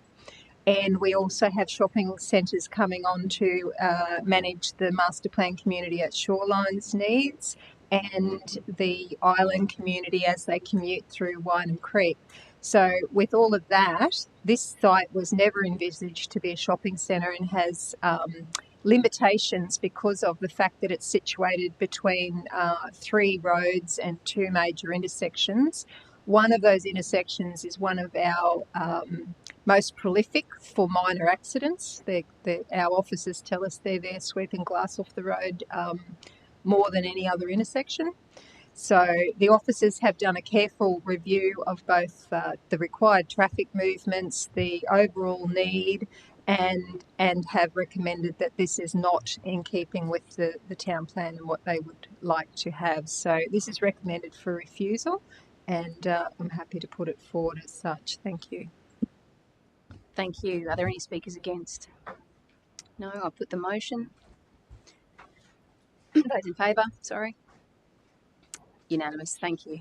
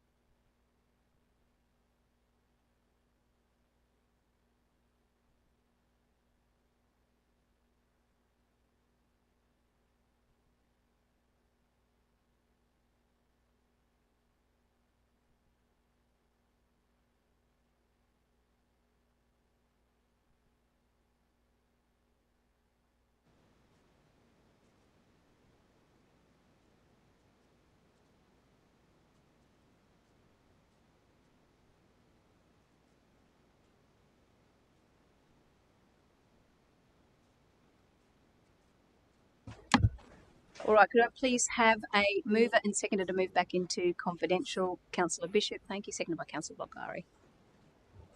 All those in favour? Unanimous. Thank you. Madam Mayor, can I just, for the record, just mention how we went into confidential? As I understand, the microphones were off, so there was a vote by council. It was moved by Councillor Boglari, seconded by Councillor Colley, that we all move into confidential, and that was voted on unanimously. Thank you.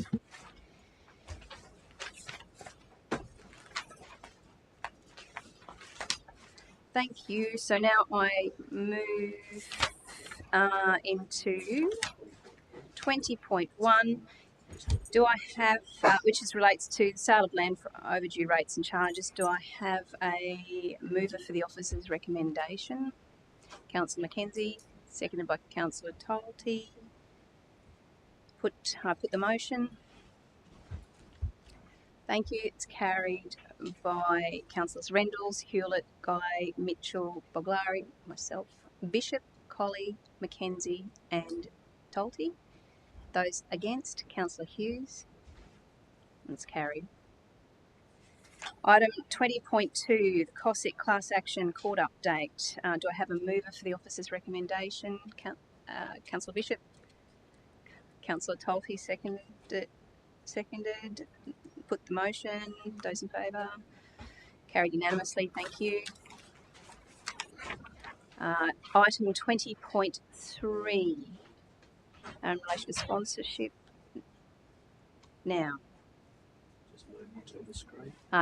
Okay, so do I have a mover for the motion on the screen? Councillor Mackenzie. Sorry, Councillor Mitchell. Seconded by Councillor Bishop. Put the motion. Those in favour? Thank you. Those against? Councillor Hughes. Motion's carried. Sorry, I should have gone through those in favour. Sorry. So those in favour again. Councillor Rendles, Hewlett, Golley, Mitchell, Boglari, myself, Bishop, Colley, Mackenzie and Tolty. Motion's carried. Those against? Councillor Hughes. And 20.4, extension of sublease Cleveland. Do I have a mover for the officer's recommendation? Councillor Tolty again. Seconded by Councillor Mitchell. Put the motion. Those in favour? Carried unanimously. Thank you. And councillors, please ensure your attendance has been logged in the diligent boards, and I now declare the meeting closed at 1:26 p.m.